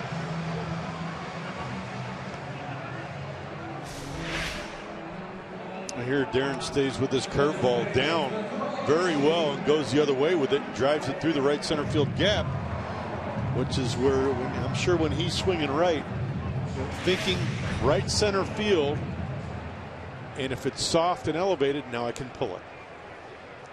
Well, that'll bring up. Nice at bat there by Darren Ruff. Yes, it was. Bring up Cody Ashe, getting a chance to face the right-hander now. And I'm sure Cody Ashe is really happy that Rionis is out of the game. 2 strikeouts early in this game, but a chance here with Ruff leading off second. There's the 1-0 pitch. It's outside for a ball. It's 2-0.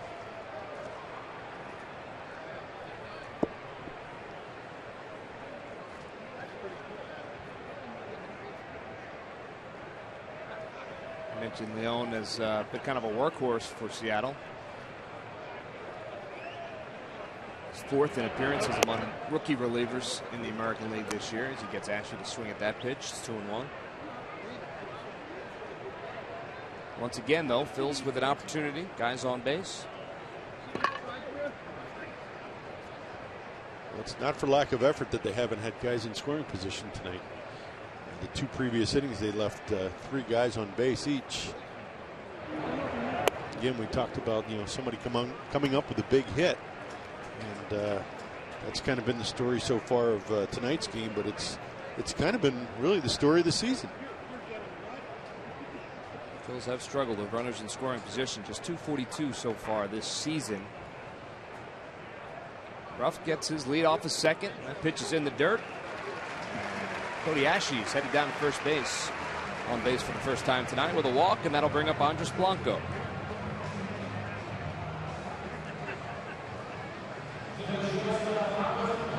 Blanco 0 for 2. He lined out center field and grounded out.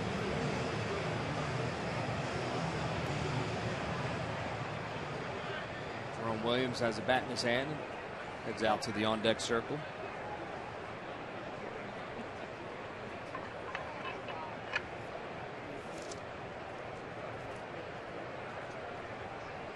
Blanco steps in.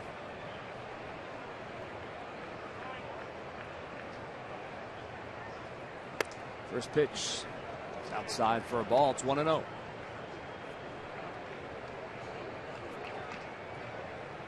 They have Mariners have Austin Jackson shaded slightly to left field, giving Andres Blanco a nice big gap in the right center field part of the diamond to try to drive that ball through. 1-0 pitch is over for a called strike. Blanco's been better from the right side this season. He's batting .353 from the right side, just .273 from the left side coming into tonight's game. But has done damage from both sides of the plate.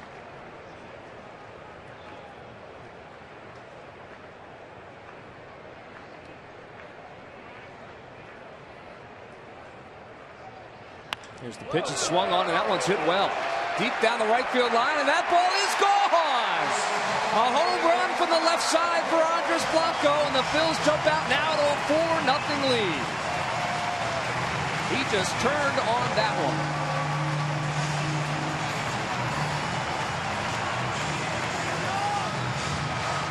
That is Andres Blanco's first home run of the year. That was the big hit, Jamie, the Phils have been looking for. Yeah, here he gets it. Looks like a changeup. It's right down the middle. Goes it right into the barrel of his swing. And he drives it right down the right field line for a 3-run home run to give the Phillies a 4-0 lead. His first of the year, his 4th in his career for Andres Blanco with that home run. Charles Mullen from Sicklerville, New Jersey. You've just won $300 courtesy of the McDonald's home run jackpot.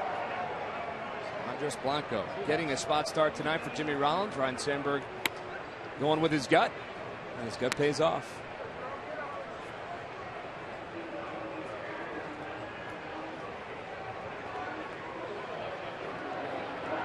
Well, there's the big hit, Murph. That's right. Blanco's last home run, July the 4th, 2011. It's been a while. There's the home run ball caught by that gentleman right there. He'll swap that out and get something from the Phils, as Blanco will get that baseball, his first home run in a Phillies uniform. And that one is swung on by Williams and foul on the right field line. With that home run, one tree will be planted by the Pennsylvania Horticultural Society as part of Home Run for Trees. It's a partnership between the Phillies, PHS, and Aramark. Home Run for Trees is a part of a project to restore the region's tree coverage. For more information, visit Phillies.com. Red goes green.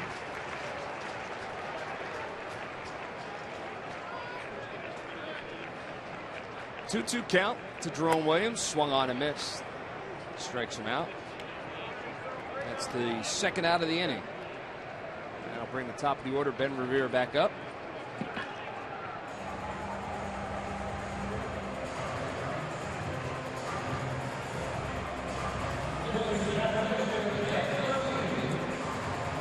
I mentioned Revere. It's been odd. He's had at least one hit in 37 of his last 46 games. It's Ben Revere. There's one hit tonight. It was a single back in the 4th inning.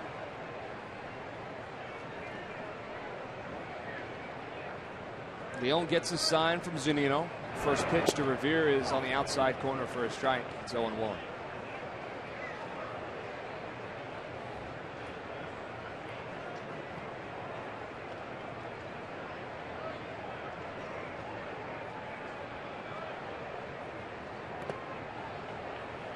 Pitch, check swing, and he says he went. It's Mark Ripker. I think back to that home run by Blanco, and I'm thinking to myself, you know, when you're throwing a hitter in the bottom of the order, a changeup, you know, it's got to be out of the zone. It's got to be running off the plate. You can't throw something in the middle of the plate. There's a reason why he's hitting at the bottom of the order. When you leave those medium speed pitches on the plate, that's what happens with him. Well, what happens is it gets deposited deep into the Philadelphia night down the right field line. First home run for Andres Blanco this year. A 3-run shot. It gives the Phillies a 4-0 lead after 5.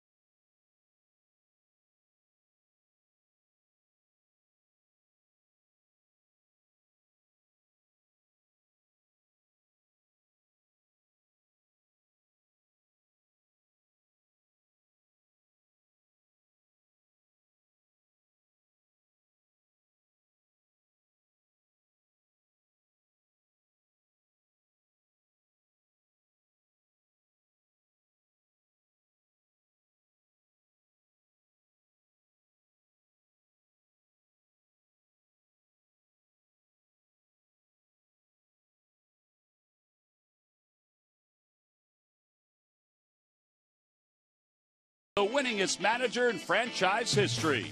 Charlie Manuel arrived in Philadelphia in 2005 and over the next 9 seasons accumulated 780 wins, 5 consecutive division titles, 2 National League pennants, and the organization's 2nd World Series championship. The 70-year-old from West Virginia had a major impact during his run in Philadelphia. And now the skipper during the best era of Phillies baseball is a permanent fixture on the club's Wall of Fame. Charlie's special honor is brought to you by Independence Blue Cross. Live fearless. Philly Fanatic doing his job tonight, shooting those hot dogs up into the stand. He has a real knack for that, sending them into the upper deck. Andres Blanco's home run wasn't in the upper deck, but it was good enough to give the Phils a 4-0 lead. Jerome Williams back out there in the top of the 6th. Top of the order for the Seattle Mariners, Austin Jackson. 0 for 2 tonight. Line to left, fly to left. Count is 1-1 to Jackson. A little breathing room for Williams as that one is grounded to Blanco. Fires over to first for the first out of the inning.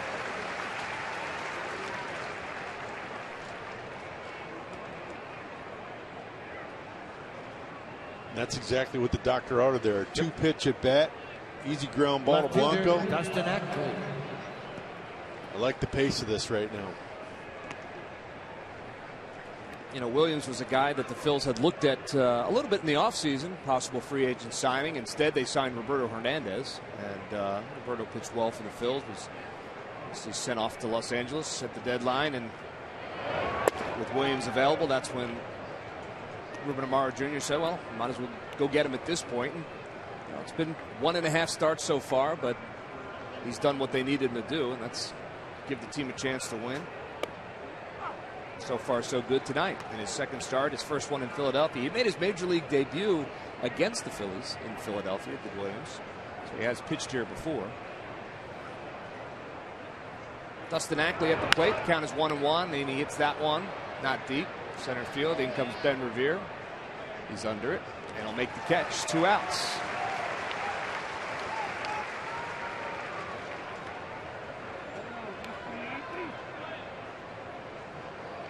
take a look at the numbers for Jerome Williams in his only 2 starts with the Phils.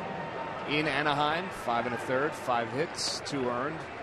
Got a no decision in that game, and then you see the numbers tonight so far. 5 2/3 now, just the 2 hits, 3 walks, 2 strikeouts. I guess the only knock has been the walks. I think they've all been leadoff walks, but he hasn't cost him any. Given up almost the same amount of base runners, been able to evade having the walks hurting. But the big part, he's been able to kind of keep the middle of this Mariners lineup at bay. Yeah, this is a Mariners team that has a run differential. We touched on it at plus 99. That's second best in all of baseball behind just the Oakland A's.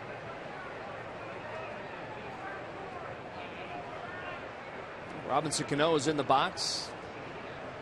Williams ahead 0-1. That ball's outside. It's 1-1. I give the advantage tonight to Jerome Williams because he has faced this ball club numerous times. So he kind of knew what he was walking into.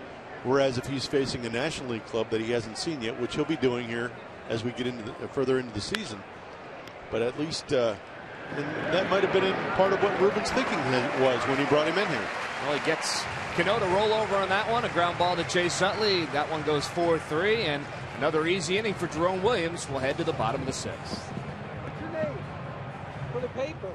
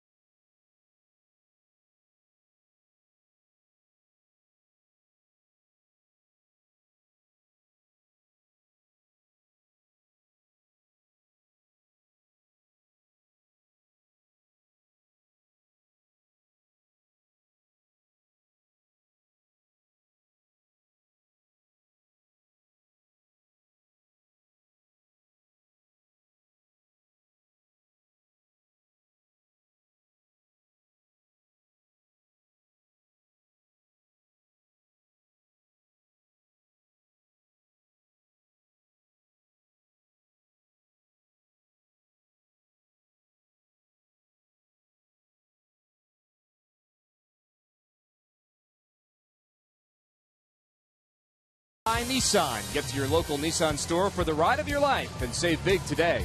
By Thomas Jefferson University Hospitals. Call 1-800-JEFF now for an appointment.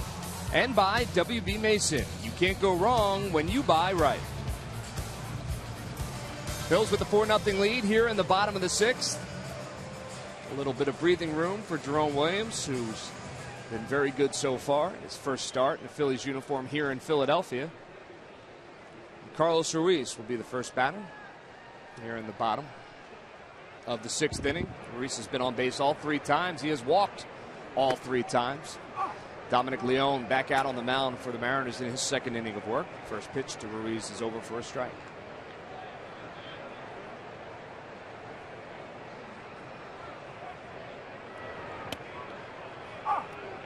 That pitch also over for a strike, 0-2. Good curveball right there. Been able to keep his curveball down tonight. Pitch is a little outside for a ball, so it's 1-2 to Carlos Ruiz.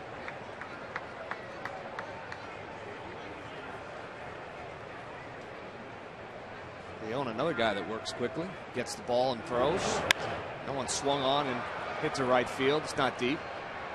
Morrison going back, and he'll get Carlos Ruiz out for the first time this night. Also part of this long homestand for the Phillies and the Washington Nationals will come to town on Monday, Tuesday, Wednesday of next week, August 25th through the 27th. Tickets available now. You can order your tickets at Phillies.com. Washington Nationals starting to pull away in the NL East. The Atlanta Braves have really been scuffling. Marlins have been a little bit of hit and miss, and the Nationals have done what they needed to do, what a lot of people thought they were going to do from the very beginning. They put some space between themselves and the Atlanta Braves. As Chase Utley steps in, takes that first pitch over for a strike. I really thought, honestly, about a month and a half ago that the Nationals would just run away with this division. But, it's been a slow crawl for them. It has been. Pitch is over for a strike. It's 0-2 to Chase Utley. Utley was hit by a pitch his last at bat, 0-2 on the night.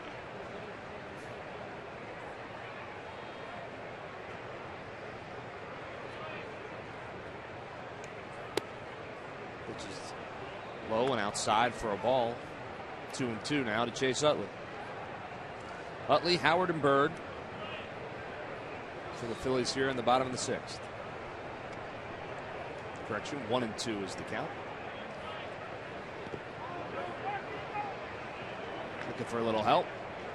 Mark Rippinger says he did not go, so now it is 2-2. Chase Utley. You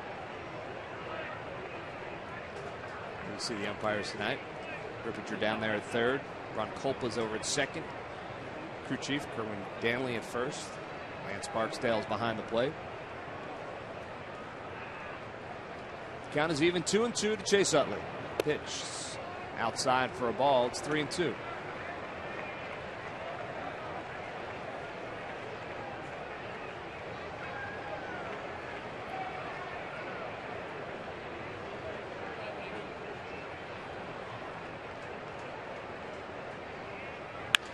Swung on and hit back up the middle. Nice play by Taylor there at shortstop, and he gets Utley by a step down there at first. Took a kind of a crazy hop off the cutout. Taylor had him played perfectly up the middle. It's the second out of the night, second out of the inning.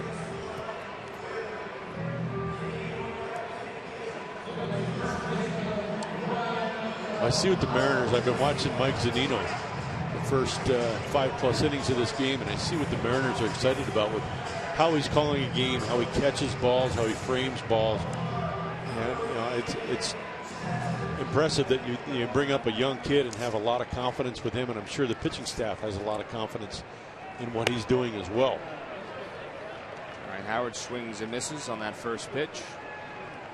Well, Zunino was the number 3 overall pick in 2012, as we told you, out of the University of Florida. 36 of his 71 hits this year have been for extra base hits, but they really like him defensively. As Ryan Howard hits that one through the shift, base hit into right field. His first hit of the night, his third time he's on base. He has 2 walks on the evening as well, so he's a 2-out base runner for Marlon Byrd. But among catchers, his 18 home runs, and first in the American League among catchers, second in all of baseball. That's a luxury. You can bat a guy down in that 6th spot, get 18 home runs plus out of your catcher's position. These Mariners are going to be a team to watch over the next couple of years. Well, with the bullpen they have, the starting rotation, if they can clean it up just a little bit, and I think with some experience, which is what they're getting this year. This is a team, and we're going to see a kid tomorrow night. What's Hisashi Iwakuma? Iwakuma, right? You got it. He's actually had a very good season as well. Marlon Byrd hits that one deep to right field, but at the track, Morrison, right at the edge of the track, is able to pull it in. And that's the 3rd out of the inning. So no runs, 1 hit, no errors, 1 man left on base. We're going to head to the 7th. Phils with a 4-0 lead.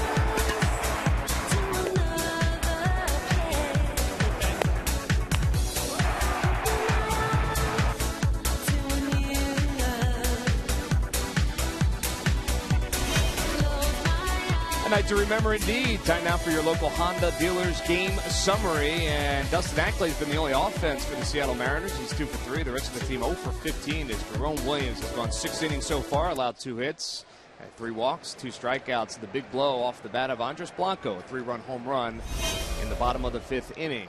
As we head to the top of the 7th, first pitch is over for a called strike on Kendrys Morales. Okay, Murph, we don't want to wake up the Mariners. Okay? That's true. Now is not the time. Right. Pitch is low and inside for a ball.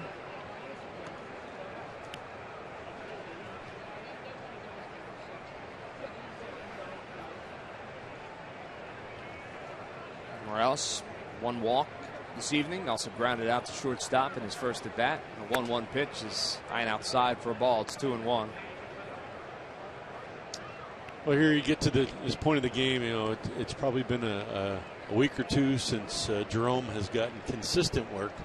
He really needs to start focusing on 1 pitch at a time, 1 hitter at a time, and get himself through another inning. It's Morales swinging there. He fouls it off the plate. It's 2-2 to Kendrys Morales. I was talking to Jerome about his program in between his starts. He does a lot of throwing. He's a guy that believes in throwing a lot. And yesterday, the day before his start and the day after his start, he goes out in the outfield and takes 5 or 6 baseballs with him.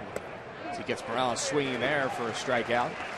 And he just kind of throws the 5 or 6 balls from one corner of the outfield to the other. And goes down, runs down, chases picks them up. Yeah. Does it again, and he does that again before and after every start. You see there the breaking ball. Morales swings over top of it for the strikeout. But he says that the more he throws, the stronger his arm feels. So it feels like he's a guy that can go late into games and give innings, which is what you're looking for. Take a look at Tom Wilhelmsen, who is warming up for Seattle. The pitch to Kyle Seager. Over for a strike. It's 0-1 to Seager.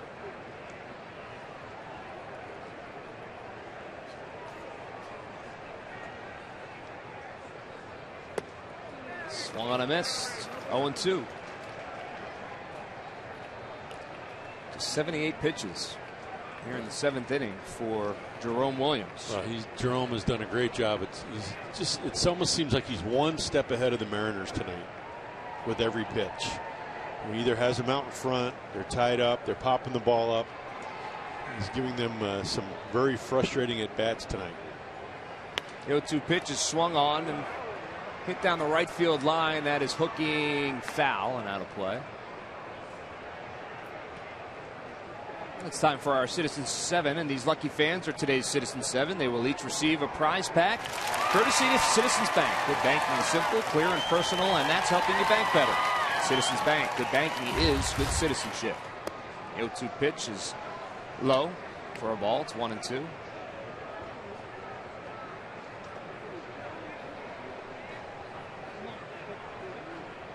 Williams back up with it. 1-2 pitch is swung on and lined into right field. That's a base hit. So a 1-out hit here in the top of the 7th for Kyle Seager. Well, look at this. It's time for the Major League Notebook, brought to you by Gwynedd Mercy University. And I guess I have to do it from up here, huh, Jamie? Unless you'd like to do it. I'll do it. Andrew McCutchen expected to come off the DL tomorrow. He had that rib cage injury that he had been dealing with, a rib injury. And Nate Scherholtz signed a minor league contract with the Nats, the former Phil. And where was he, with Chicago after that, I think? Chicago Cubs signed a minor league contract with the Washington Nationals. So that's your Major League Notebook, brought to you by Gwynedd Mercy University. Swing and miss by Mike Zunino. Jerome Williams is just kind of cruising along. Runner on first, 1 out here in the top of the 7th inning. How much longer do you think Ryan Sandberg tries to ride him? Well, I think, if he can get him through the 7th inning, I think he'll be very happy with the effort that Jerome has given him. Again, Jerome probably hasn't been extended like this in a while. I'm sure Jerome would love to finish the game, but you got to be smart here. You're looking for this kid to pitch the remainder of the season. You just want to be smart. I'm sure the Phillies bullpen can pick up. They should be able to pick up the last 6 outs. Gets that one over for a called strike on Mike Zunino. So he's 1-2. As you see, Justin DeFreitas just getting up and starting to loosen up on, looks like Antonio Bastardo as well. But Williams is ahead of Zunino, 1-2. Seager takes the lead off first. The pitch swung on, fouled. You know, and just from seeing Zunino's first 3 at bats tonight, again, he's new for us. We don't see these guys very often either. He looks like a dead red fastball hitting catcher. You probably can't throw it hard enough to get it by him, but when you can start slowing him or speeding him up with the off-speed pitches, then he's going to struggle a little bit. There's the 1-2 pitch just outside for a ball. It's 2-2. Williams may have wanted that one. Well, that was a pitch he's been getting most of the night.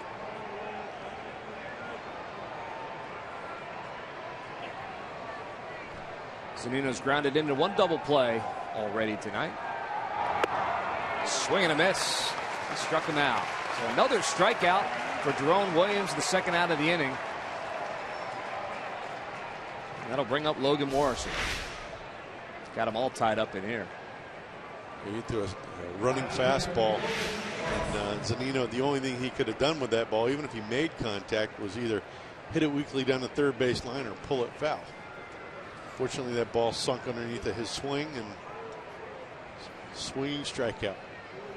There you see the pitch totals per inning for Jerome Williams.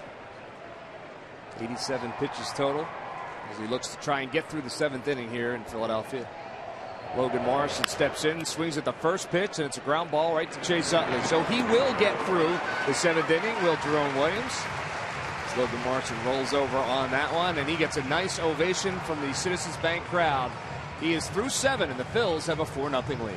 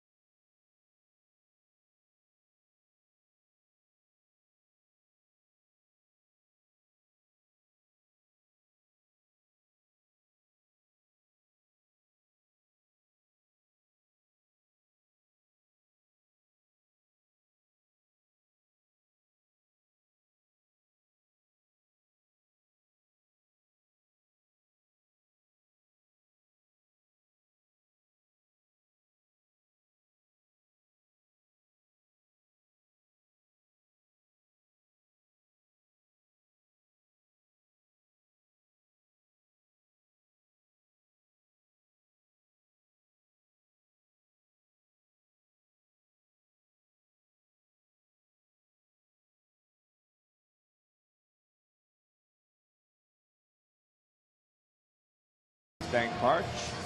Time now for our AT&T fan photo. As we promised you earlier in the game, this photo coming from @Christy Urban. Little guy standing proud during the anthem, standing at attention. Great photo right there at Citizens Bank Park. Tweet your photo to #PhillyFanPhoto for a chance to be shown in an upcoming game broadcast. As brought to you by AT&T. And the night is over for Dominic Leone. Tom Wilhelmsen is the new pitcher, coming into his 43rd game for the Seattle Mariners, 1-2 with an ERA of 2.22. See his numbers. 65 innings pitched, 36 hits, 57 strikeouts for Wilhelmsen. First to face him will be Darren Ruff for the Phils. Ruff's having a good night. Been on base all 3 times. He had a single, double, and he walked. First pitch Swung off 95 miles an hour. Here's another kid, Will Helmson, that's got a big arm, leading the Mariners relievers with 65 innings pitched. Sinker slider, heavy sinker. That pitch is on the outside corner for a called strike. Aaron didn't like it, but it's quickly 0-2 to Darren Ruff. He's got his average up to 262 now. Before the road trip, he was under 200. He's been swinging a hot bat. Here's the 0-2 pitch, swung on, fouled back and caught by Zunino. So first out of the inning on a strikeout, Darren Ruff. Speaking of big arms, Ken Giles getting loose in the Phillies bullpen. Jerome Williams is scheduled to bat fourth in this inning. Didn't think that we would see him come up the bat. The first, Cody Ashe step in from the left side. First pitch to Ashe is outside, low for a ball. I've got to believe Ryan Sandberg is very happy with the 7 innings from Jerome Williams tonight, and regardless whether Jerome comes up to bat or not, I'm sure we'll see a reliever in the 8th. Cody Ashe swings and hits that one into right field for a base hit, so he's on base for the second time tonight. And that'll bring up Andres Blanco. Remember what he did his last at bat? Just the big swing in this game, a 3-run shot. Right field off of Dominic Leone gave the Phils the 4-0 lead. His home run went an estimated 360 feet. Right field wall. So well, watching Leone too, thinking he threw a lot of curveballs tonight, very effective curveballs. Thinking back to that previous at bat, here we see a double play by the sure-handed Robinson Cano. First pitch swinging Andres Blanco on that one, and that goes to a 4-3 double play. So the Phils don't leave anyone on, but they still have a 4-0 lead as we head to the top of the 8th.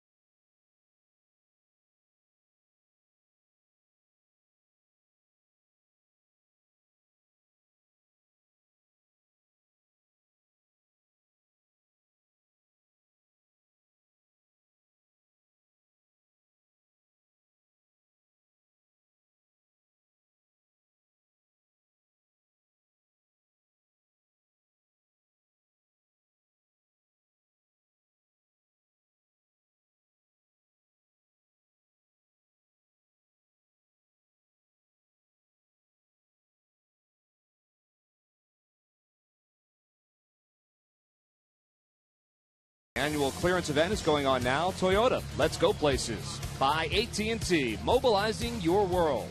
And by Dodge. Visit Dodge.com or your local dealer today. 4-0 Phillies as we head to the top of the 8th inning. Jerome Williams is back out there again, but before that, let's show you our Hyundai defensive play of the game. And it was the catcher. Yeah, here Carlos Ruiz makes a great throw to second base, but we didn't see in slow motion. We saw it where he had a double clutch to get a grip on the baseball and makes a great throw to second base to Chase Utley to throw out the would-be base stealer, and that is our Hyundai defensive play of the game. And it was a big moment in this game in the 5th inning because Logan Morrison had led off that inning with a walk, and then quickly the caught stealing and then a strikeout, and Jerome Williams was out of any kind of danger at that point, and he's been cruising along ever since. He's quickly ahead of Chris Taylor, 0-1. Make that 0-2 now here in the top of the 8th inning. A little surprised that Ryan Sandberg's sticking with him? I'm very surprised, but I'm very happy. Yeah. Nice to see Ryan give Jerome the opportunity to go back out and start the 8th inning. Get guys warming up in the bullpen just in case something happens, and this has got to give Jerome a lot of confidence too, to go out and get ahead right here. Hopefully get Taylor in the next pitch or two, hit a ground ball, get that lead off out of the 8th inning. Misses with that one outside, so it's 2-2 right now to Taylor. Andy Chavez has moved into the on-deck circle for the Seattle Mariners, so he will bat for Wilhelmsen. And that one is swung on and lined out of play. And you see Rod Nichols on the phone, Justin DeFreitas, Jake Diekman chatting. Kenny Giles is the one that's throwing out there in the bullpen, so if Jerome were to get in any kind of trouble, I guess we would see Kenny at this point. The count is even, 2-2 right now. Taylor, and that one hit him. Not between the numbers because he wears number 1, but it hit him square in the back.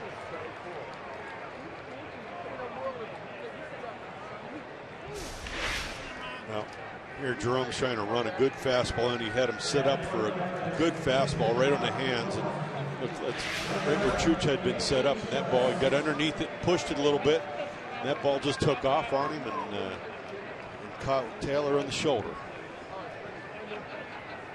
Well, every time the Phillies retire, the opposing team 1-2-3. Comcast will make a contribution to Phillies charities. Phillies baseball is brought to you by Xfinity, your home for the most live sports. Jerome Williams has done a nice job, but it looks like his night might be over. And Ryan Sandberg has come out to have a conversation with Lance Barksdale, the home plate umpire, and it looks like he's going to make a double switch at this point. And we're going to see Ken Giles come into this game. And here comes Grady Sizemore out of the Phillies dugout. So he'll be headed in to replace Darren Ruff out there in left field.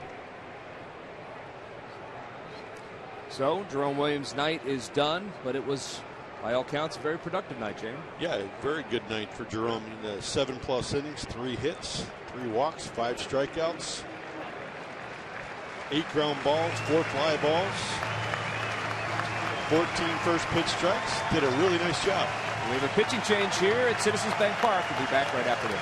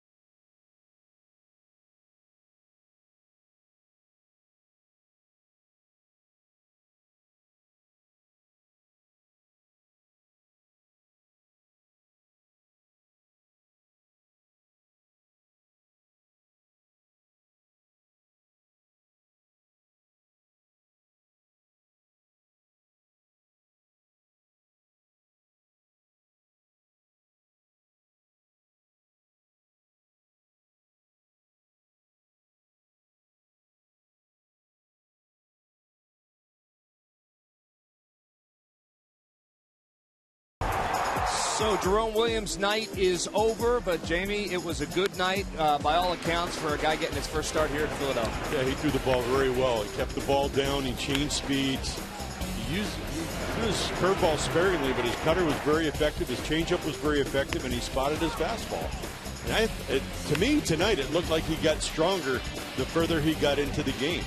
And that's a great sign. Well, I'm sure he wishes he could have gotten through the 8th inning, but with the hit-by-pitch in the first at-bat, the leadoff hit-by-pitch to Chris Taylor, Ryan Sandberg has made the change. As you can see, Bob McClure chatting it up. And in to pitch for the Phillies will be Ken Giles.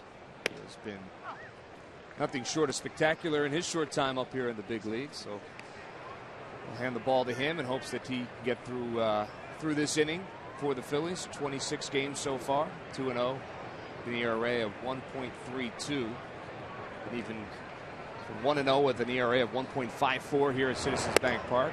Pitch is outside for a ball. It's 1-1. You know what you're going to get out of Ken Giles. You're going to get some heat with that fastball and a pretty nasty slider as well. Yeah, when he's on, he's one tough hombre.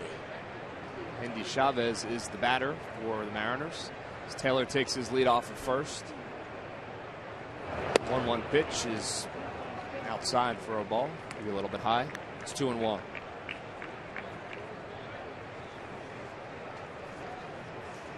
Well, in this Mariners ball club, even though they're down here 4-0, I'm not expecting them to try to steal a base, but they don't have a lot of team speed, so they're not a real big threat to steal bases. But I'm not saying they're a station-to-station team, but that one is off the glove of Giles, back up through the middle. Taylor's going to hold up at second, but that's a base hit for Andy Chavez. A pinch hit base hit for Chavez, and just off the glove of Ken Giles.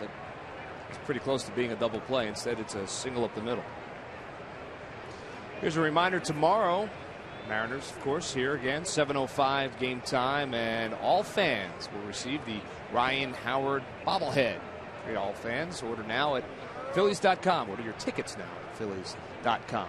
Carlos Ruiz is out to chat with Ken Giles with 2 men on and nobody out here in the top of the 8th.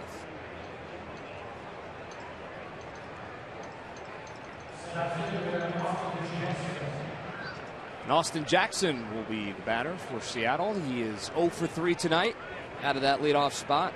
He's lined out, popped out, grounded out.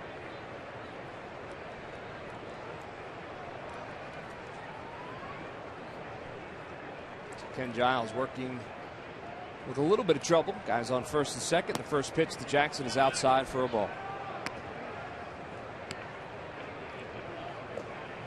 Well, and Austin Jackson, I'm not sure if I'm going to say he's that prototypical leadoff hitter, but he's a guy that slashes the ball. He uses the whole field. He doesn't hit for a lot of power, but he's got pretty good speed, and he's got some gap power. That pitch is over for a called strike. It's 1-1. And Jackson, we mentioned, came to Seattle as part at the trade deadline, part of that 3-team deal that sent David Price to Detroit. The Seattle Mariners had a infield prospect down at Tampa Bay. So Tampa got out of the deal. Austin Jackson found his way here in Seattle. Fouls that one off to the right side.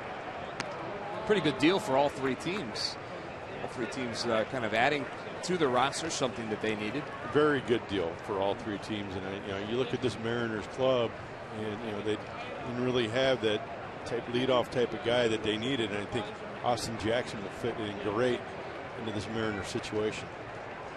Well, he's behind Ken Giles 1-2. Outside and low. It's 2-2 now to Jackson. He's also a right-handed bat in a lineup and on a team that was heavily left-handed as well. So, and as we saw earlier, he can really go get the baseball. Yes, he can.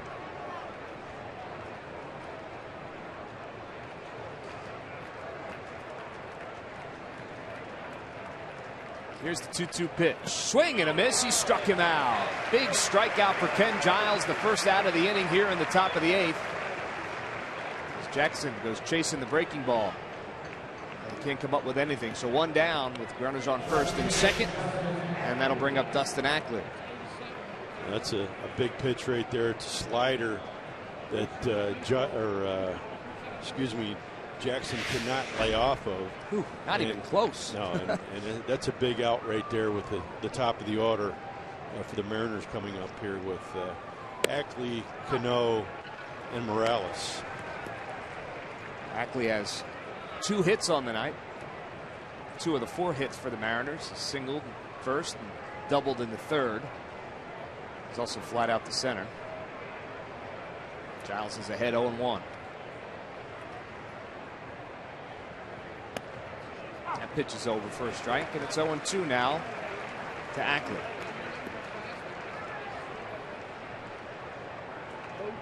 A.J. Burnett will go tomorrow against the Seattle Mariners. He's chatting it up with Reed Brignac now. Dominic Brown there to his right. Here's the 0-2 pitch, swung on and fouled. The plate stays 0-2. Get to it, a Major League scoreboard. The Diamondbacks and Nationals are in the top of the ninth. They are all locked up at 4 apiece. Wilson Ramos 2 for 3 in that game with a home run and 2 RBIs for the Nationals.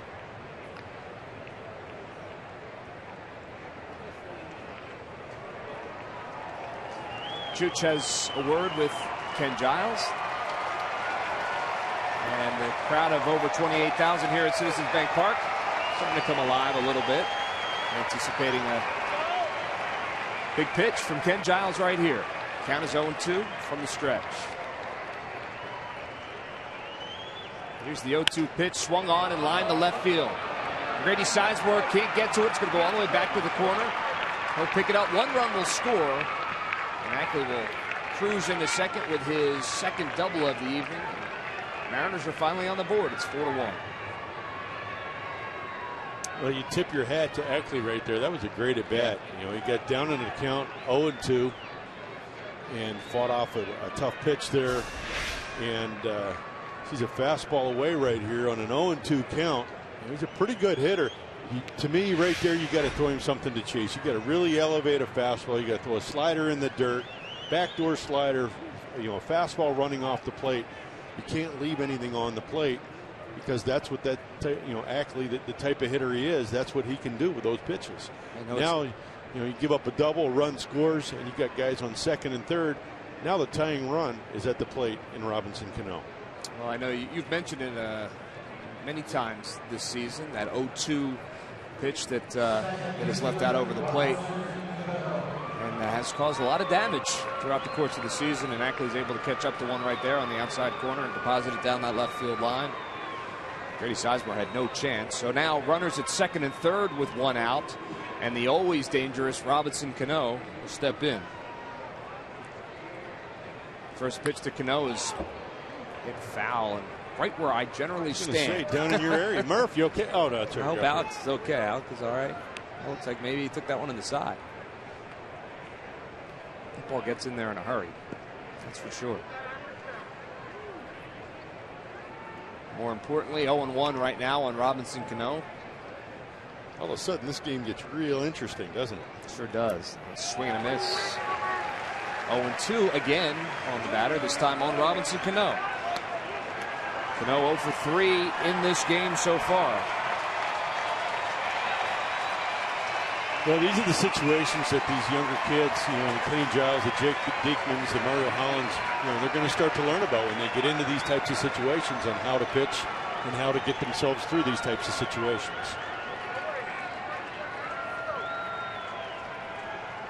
And again, you got a very good hitter, 0-2. Sometimes, I know as a pitcher, I would think, again, I didn't have quite the stuff that these guys had.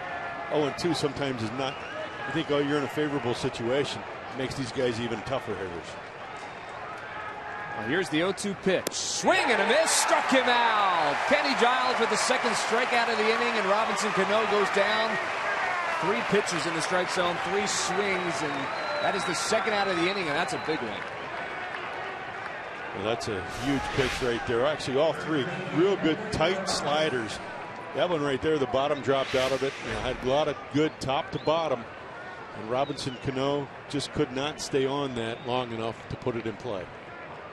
So now with 2 outs, Kendrys Morales will step in. He's 0 for 2. He also walked in this game. First pitch to him is fouled off.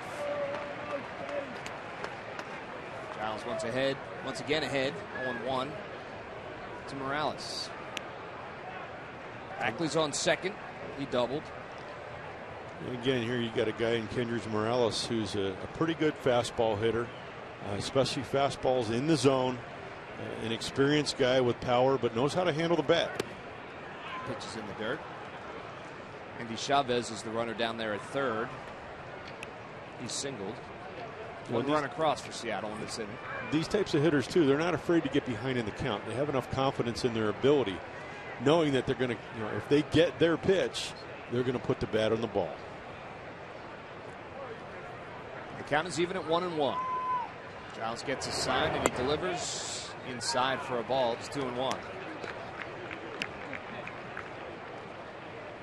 Third baseman Kyle Seager waits on deck. One lefty after another for the Seattle Mariners in the heart of their order.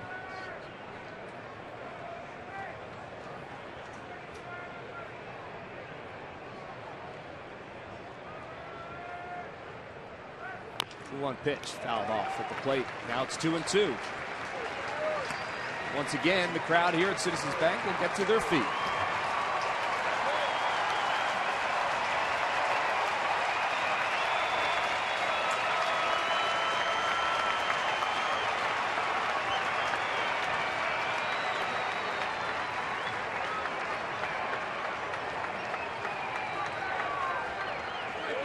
Giles gets his sign. The 2-2 pitch. Swung on, he got him. Strikeout number 3 in the inning. And the top of the 8th comes to a close. 2 hits, 1 run, 2 men left on base. But Giles strikes out the side and gets the job done. The Phillies take a 4-1 lead over the bottom of the 8th.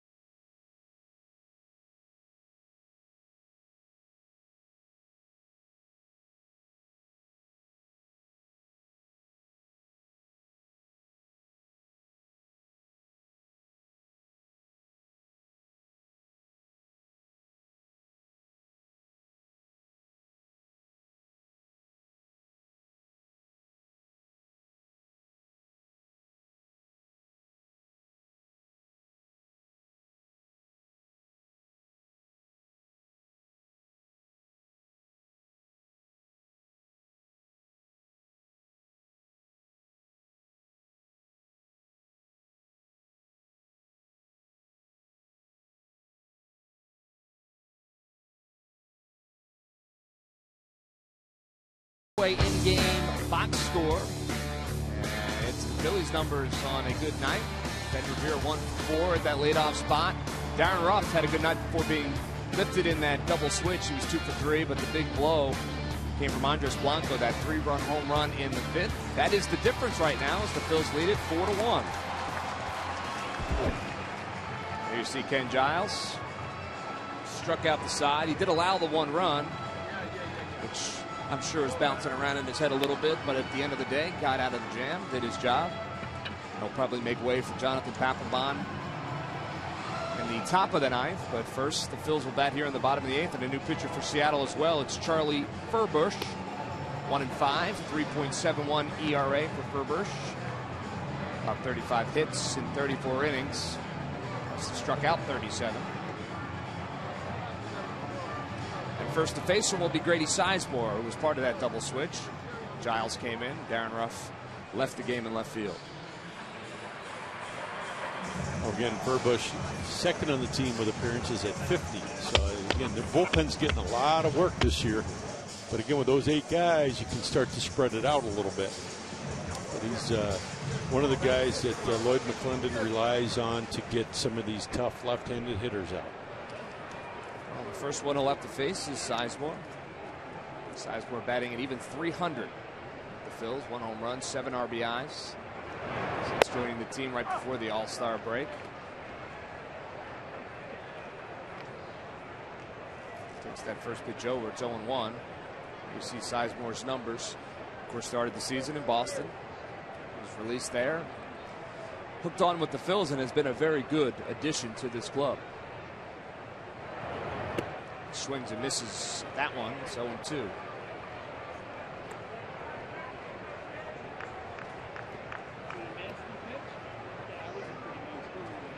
Ben Revere waits on deck. Top of the order. Revere, Ruiz, Utley if they get that far.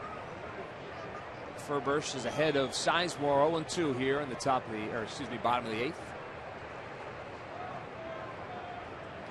Gets his sign. The 0-2 pitch outside for a ball.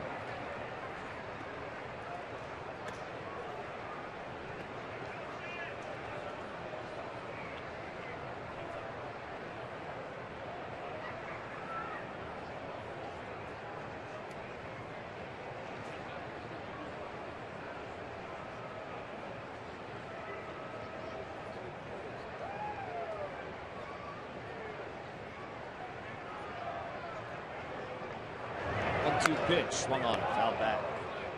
Remains 1-2. Furbush doesn't work quite as quickly as everybody else we've seen here tonight, Jamie. A little bit more deliberate. Well, and I get that, even though there's nobody on base. Usually, when Furbush is in the game, there's got guys on base. You want to be sure the pitch you're going to throw. You want to be sure the location, and you want to have control of the pace and the tempo of the game. 1-2 pitch, foul back off the mask of Vince Barksdale, the home plate umpire. He's done a nice job tonight. He has started out with a very high strike zone, I thought, and nobody really utilized it. Really, everybody started pitching down and kind of settled in, and you didn't even know Lance was back there tonight. Always a good thing. The count is 1-2 to Grady Sizemore. Here's the pitch. Over the inside corner for a called third strike. So Sizemore is the first out of the inning. And that'll lead way to Ben Revere. Ben Revere coming up. Take a look at our Mazda leaders. It is the National League leaders in batting average up to the minute. So they are updated tonight. Justin Morneau is still at 323 out there in Colorado. And Ben Revere, number 2 at 314, followed by Puig, McCutcheon, Harrison, and Adams. He was asked about that yesterday, Jamie, what it would be like to even be talked about in the batting crown title situation. He said it would be a blessing, but he's not worried about that right now. He's just worried about every at-bat, which is the right thing to say for Ben Revere. He just swings over top of that breaking ball. Well, it's been fun to watch Ben come from where he started. He was in the upper 200s, and he's worked his way to a very respectable average at 314. It's a similar thing that he did last year before getting injured, before taking that foul ball off the foot. He had been on fire, batting close to 400 in a short span that did about a month's time, and really jacked up his average as well. It's a good sign from your leadoff guy. He's down in the count right now, 0-2.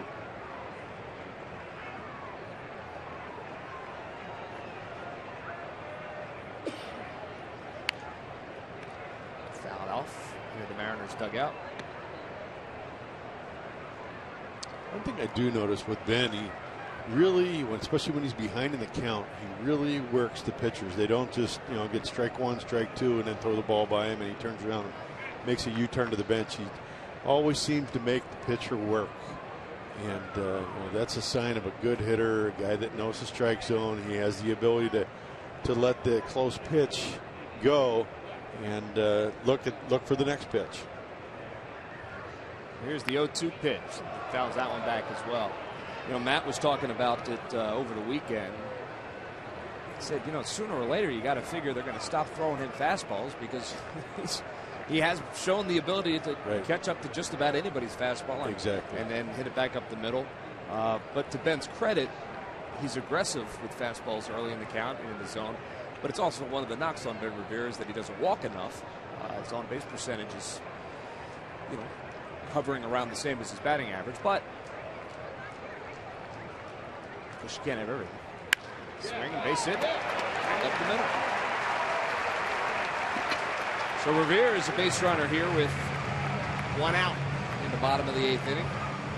Again, there's a situation I was talking about previously in the last inning with Cano getting him 0-2, or with Ackley getting him 0-2. I think some of these hitters become better hitters with 2 strikes, and I think Ben is a prime example of that. Now, Ben, not necessarily does he have the power that the Ackleys and guys like that, or like Cano, but he puts the ball in play and he waits for you to make a mistake. When you make that mistake, especially with a fastball on the plate, he gets his base hits. He's down at first base now. Carlos Ruiz is the batter. He's been on base 3 times tonight, 3 walks. He also flew out to right field. First pitch is outside for a ball. It's 1-0. And how many times have we seen Ben Revere get a base hit back through the box this season? It's more than a handful. It's probably close to 100. I was going to say several dozen. I'll have that answer for you tomorrow. Okay. How's that? Or put it this way, just between the shortstop and the second base, right? And using obviously the pitcher as the box. Gets his lead off at first, and he's off and running. The throw from Zunino is not in time. Great jump by Ben Revere, and he steals his 36th base of the year. He had Ferber's time pretty good there and got a terrific jump. Zunino had no chance. Yeah, Ben got a great jump there. He was 2/3 of the way down before Zunino even got to release the ball. Just don't slide over that bag, which we've seen a couple times this year. So Revere down at second now with 1 out. The count is 1-1 to Carlos Ruiz.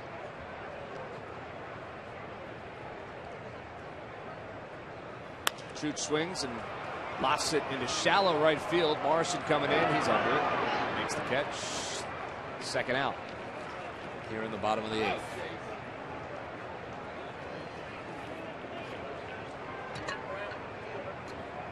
And that'll bring up Chase Utley. Utley 0 for 3 tonight. This is hit by a pitch.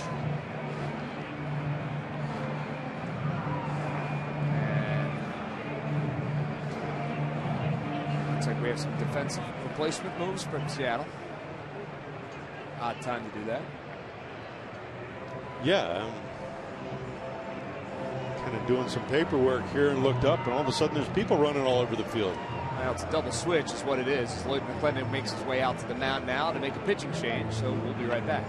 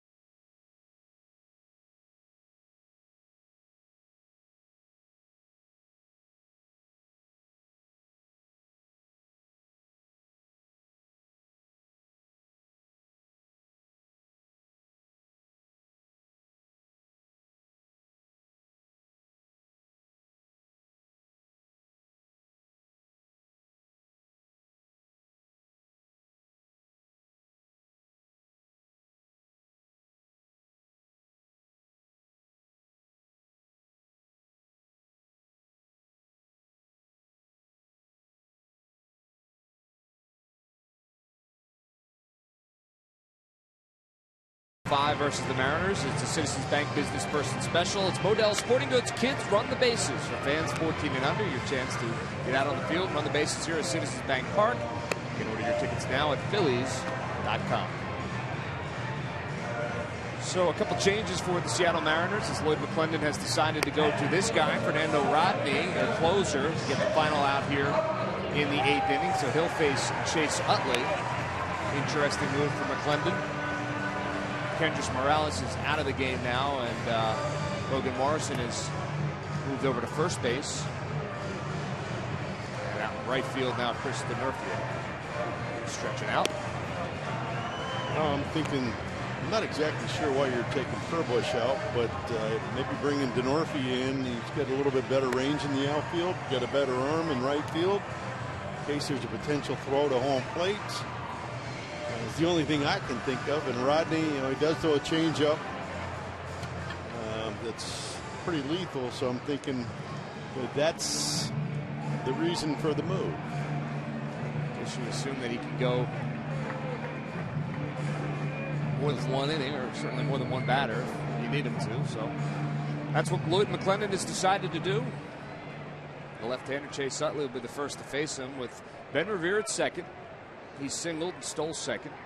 There's 2 outs here in the bottom of the 8th inning.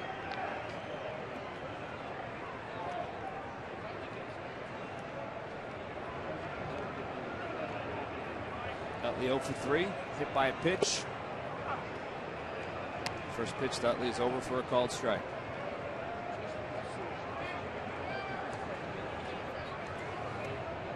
And the first pitch we saw was a changeup. So I'm thinking that's kind of, we're trying to set up that changeup. Utley swings and hits that one down the left field line, but it's foul. Chase Utley's going to need a new piece of lumber. Rodney almost looks like he should be left-handed wearing that hat that way, huh? He has, he certainly has an interesting personality out there on the mound. See that a lot more often from lefties. Just wish he'd straighten that hat. He's been very efficient for the Mariners. He got 35 out of 38 potential save opportunities. He's done a pretty good job. I think he's second in the league, in the American League, with 35 saves. That pitch is grounded. Cano at second, backhands and makes the throw. Nice play by Robinson Cano to end the inning. So the Phillies strand one, and we'll head to the top of the 9th. Looks like Jonathan Papelbon time here at Citizens Bank Park. Phillies with a 4-1 lead.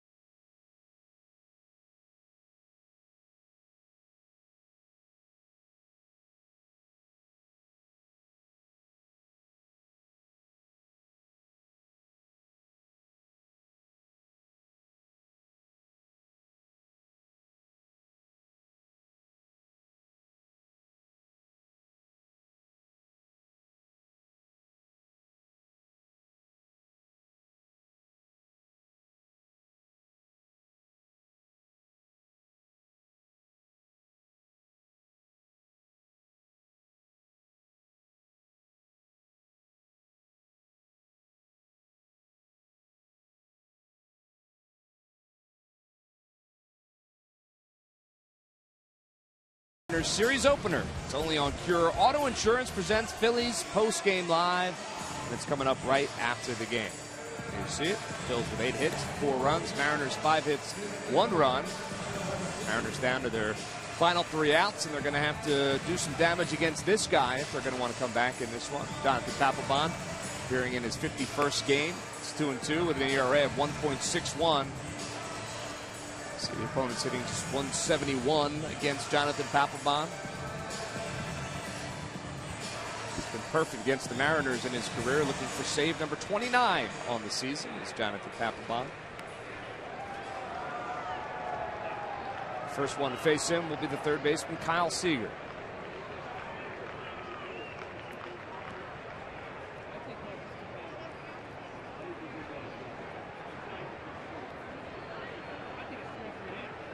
Papelbon hasn't gotten a whole lot of work over the last week.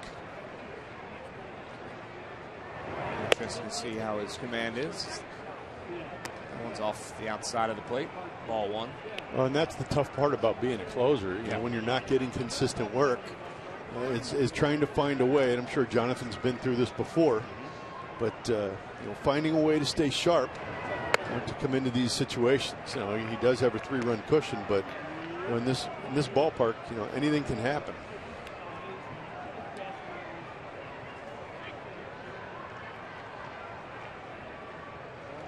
He's fallen behind. Seager 2-0.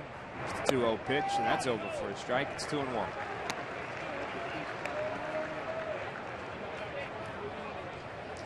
It'll be Seager, Zunino, and Morrison. Face Papelbon.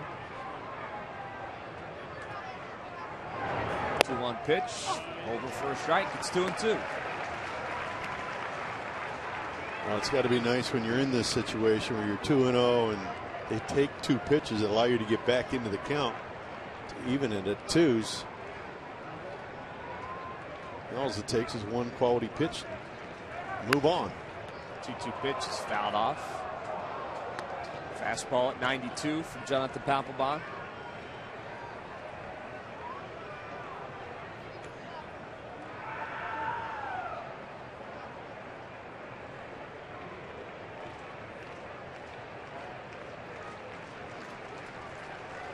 Gets a sign from Carlos Ruiz. Here's the 2-2 pitch. High ball. 3-2.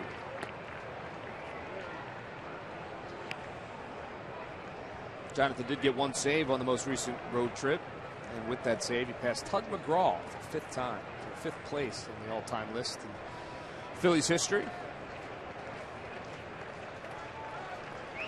Here's the pitch, and it's rolled over to Chase Utley. As he play, fires over to Ryan Howard for the out, and 1 down here in the 9th. It's time for our W.B. Mason delivery of the game, and oh, what else? 5th inning, Andres Blanco, first pitch swinging, and he did not miss it, Jamie. Yeah, he gets a changeup that stays in the middle of the plate, and deposits it down the right field line for a 3-run home run to give the Phillies a 4-0 lead. And that is our W.B. Mason delivery of the game. And it is the difference in this game right now as Mike Zunino steps in. 1 for 3 on the night. Takes that first pitch from Papelbon outside for a ball. It's 1-0.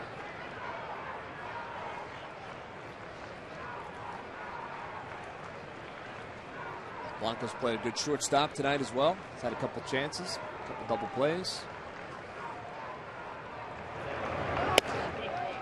Pitch is on the outside corner. 1-1. Well, as we talked about earlier, it's really nice to be able to give your everyday players a day off and really rely on your bench guys or your role guys to be able to come in and do a good job defensively. And tonight, Andres Blanco was the difference in the game with that 3-run home run. You know, when I think back to the teams that you played on here in Philadelphia, the teams that were winning division titles and winning, National League pennants, those bench guys always seem to step up when given an opportunity, no matter who they were. The Brontlets, the Valdezes, they each and every time. Yeah. You need that. You need 25 guys on the roster contributing. Jeff Jenkins, Matt Stairs. I've heard of that guy. Papelbon is ahead of Zunino, 1-2. 1 out here in the 9th.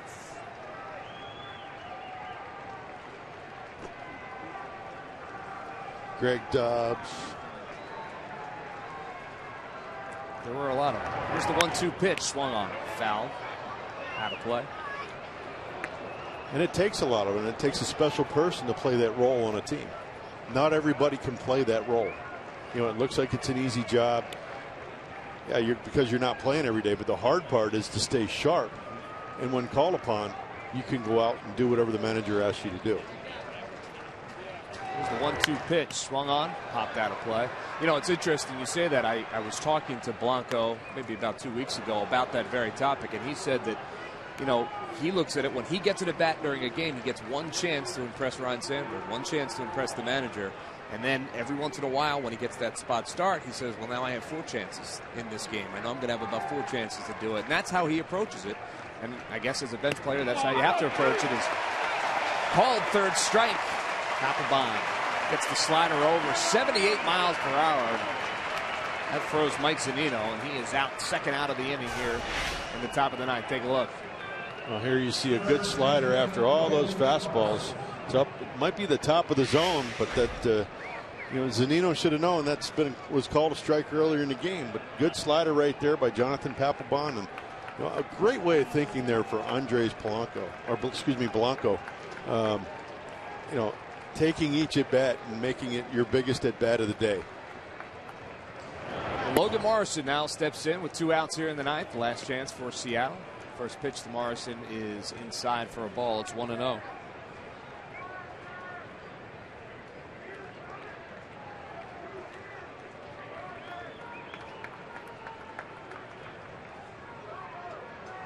From the stretch, Papelbon winds and delivers. And it's outside, I guess, for a ball. 2-0. Might have been a little bit up high and away.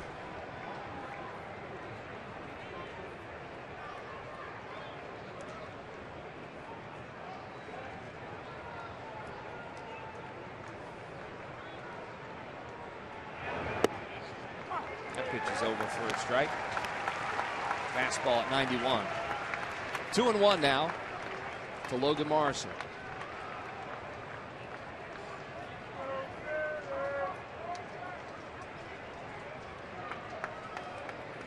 Papelbon with the sign.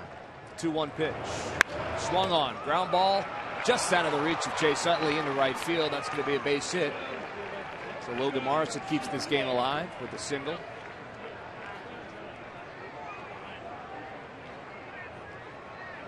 Just a reminder, after this game, Phillies post-game live on Comcast Sportsnet. Ben Davis waiting in the wings to talk about this one. I'm sure he'll have some good things to say about Jerome Williams. Probably about Andres Blanco as well. Good solid effort out of this Phillies team, but 1 out to go, so let's not get ahead of ourselves. Logan Morrison is on base. Brad Miller is your pinch hitter. Chris Taylor, a left-hander, up against Papelbon. There goes Morrison. He'll move up to second.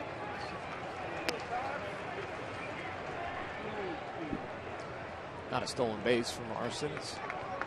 Phil's just let him have it. Offensive indifference. Right? Defensive. Defensive, excuse me. So Morrison's at second. 0-1 pitch to Miller is fouled off. So now it's 0-2, and now I would imagine fans will get back on their feet. Phillies dugout, they're on their feet. Jonathan Papelbon looks to close this out. What has been a really good night of baseball here in Philadelphia.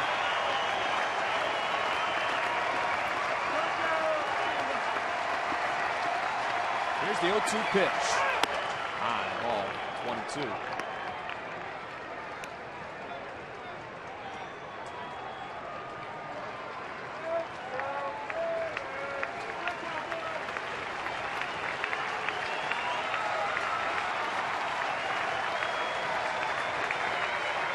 Papelbon gets his sign. 1-2 pitch. Swung on, popped up. Left side. Cody Ashley underneath it. He calls for it and makes the catch. And Jonathan Papelbon gets save number 29 on the season, much to the delight of that father and son. A good win all the way around for the Phils. Andres Blanco, the big hit in the 5th inning, that 3-run home run. That was the difference tonight as Blanco gets a chance to play for Ryan Sandberg on this night, and he certainly delivers. Delivered, he did. Got the big 3-run home run in the 5th inning to increase the gap. And again, that's what we talked about early in the game. The Phillies, somebody coming up with a big hit. And right here, you're going to see our Chevrolet player of the game, Jerome Williams. had control of this game from the very beginning. He really kept the middle of the Mariners lineup at bay tonight.